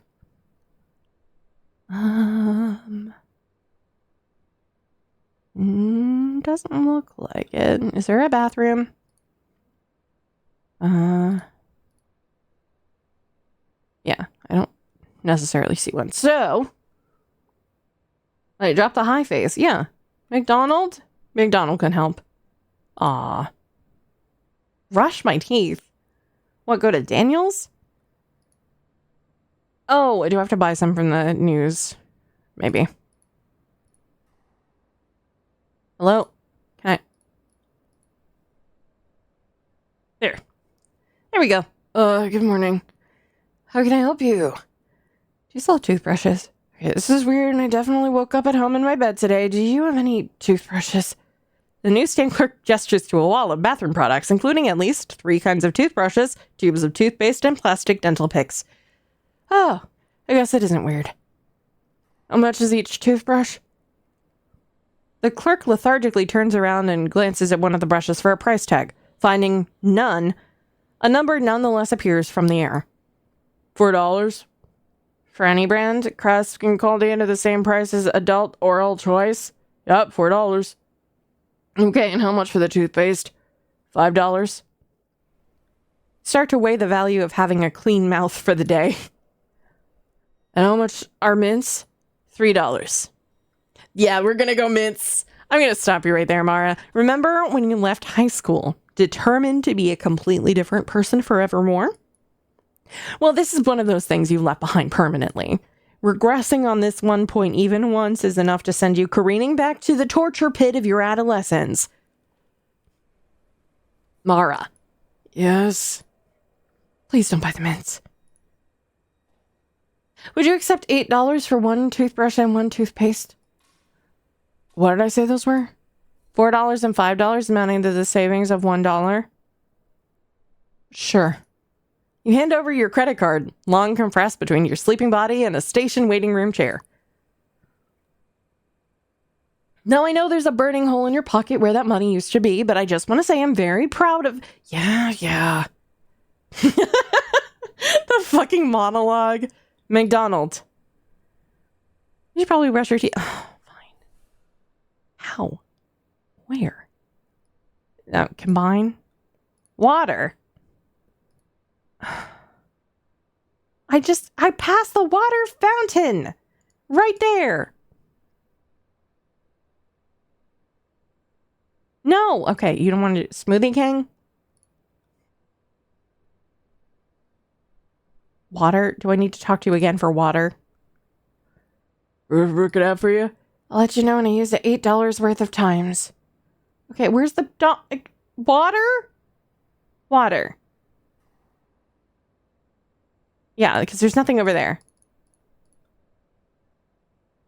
Hello, water. Is this a puzzle? Because it's just going to yell at me again. Yeah.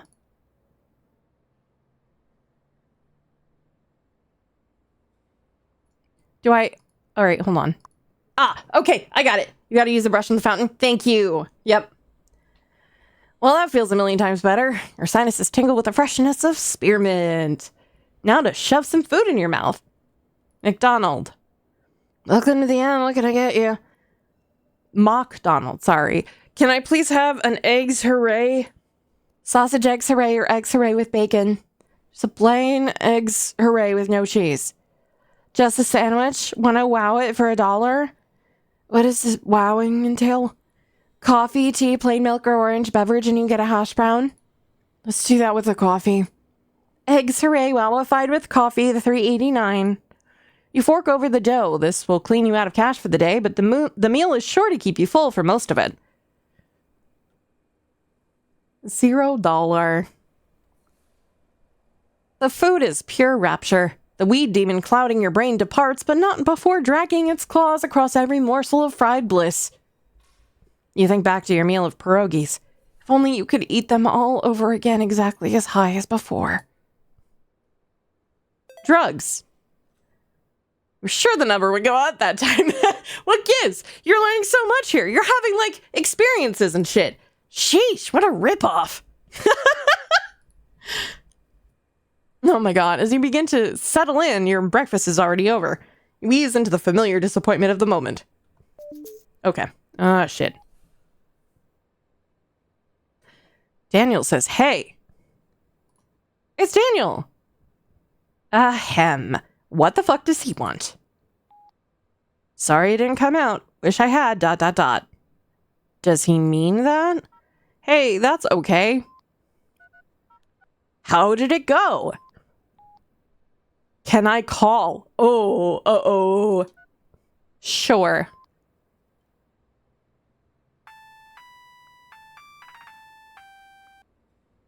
Hey, I figured it was easier if I called. Yeah, what's up? Daniel exhales lengthily. You hear what registers distinctly as sorrow. Oh god, am I seriously so fucked up over this? What happened? I was up all night. She fucking dumped me. Oh no, I'm sorry. Did you have a fight or...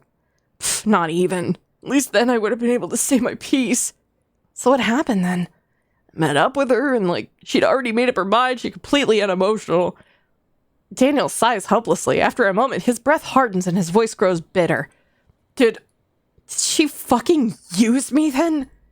I mean, clearly she wasn't thinking about how you'd feel. No, Mara, that's the hilarious part. She said that all of this whole cold dismissal was to spare my feelings, to make it easier for me. Oh, come on. What a fucking joke. God damn it. Oh, no, this is Daniel, not Adam.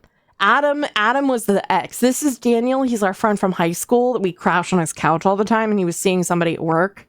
And we were like, man, we never get to fucking hang out with Daniel. And then we had a crisis about oh my god, do we like Daniel? While we're trying to get him a TV up his stairs. Yeah, that's the one. Daniel's anger releases and he once again sinks into despair. You in turn begin to feel helpless. What can you say to someone so crushed? Her loss.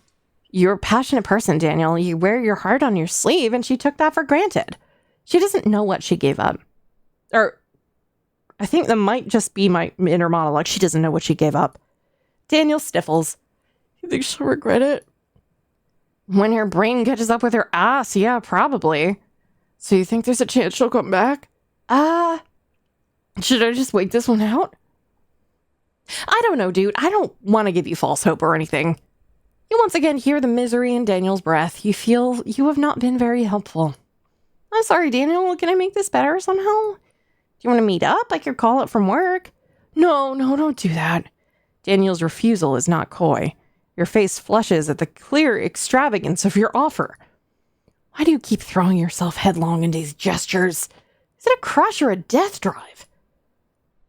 Yeah, true. I can't really miss work. I'm not running errands anyway, trying to keep busy. But thank you, Mara. I do want to see you soon. Want to come by the library at lunchtime? Sure, that sounds good. I'll treat you to the finest, my friend. Anything you want, from a side of garlic knots all the way up to a single slice of pizza with no drink. The 5's the limit. To buy Daniel lunch, you are fully prepared to pull cash out of your checking account, which will mean a $2.50 ATM fee, half the cost of the lunch itself. This causes you only minimal stress as you imagine spending this part of the afternoon with Daniel. Man, she's fucked up. I miss your blue mohawk boyfriend. He didn't want to commit. He was fine. It was high school. Thanks, pal. See you later. Oh, we got palled. We got pal zoned. Catch yourself for a moment, forgetting Daniel's plight and wallowing in your own distress. Daniel doesn't always make it easy to care for him, and this conversation has wounded you far more than usual. But you can't let that stop you from being his friend. You still want to support him with or without his acknowledgement. You must be patient for him. Okay. Yeah, just... Okay. Right. You have to get your day started in earnest now.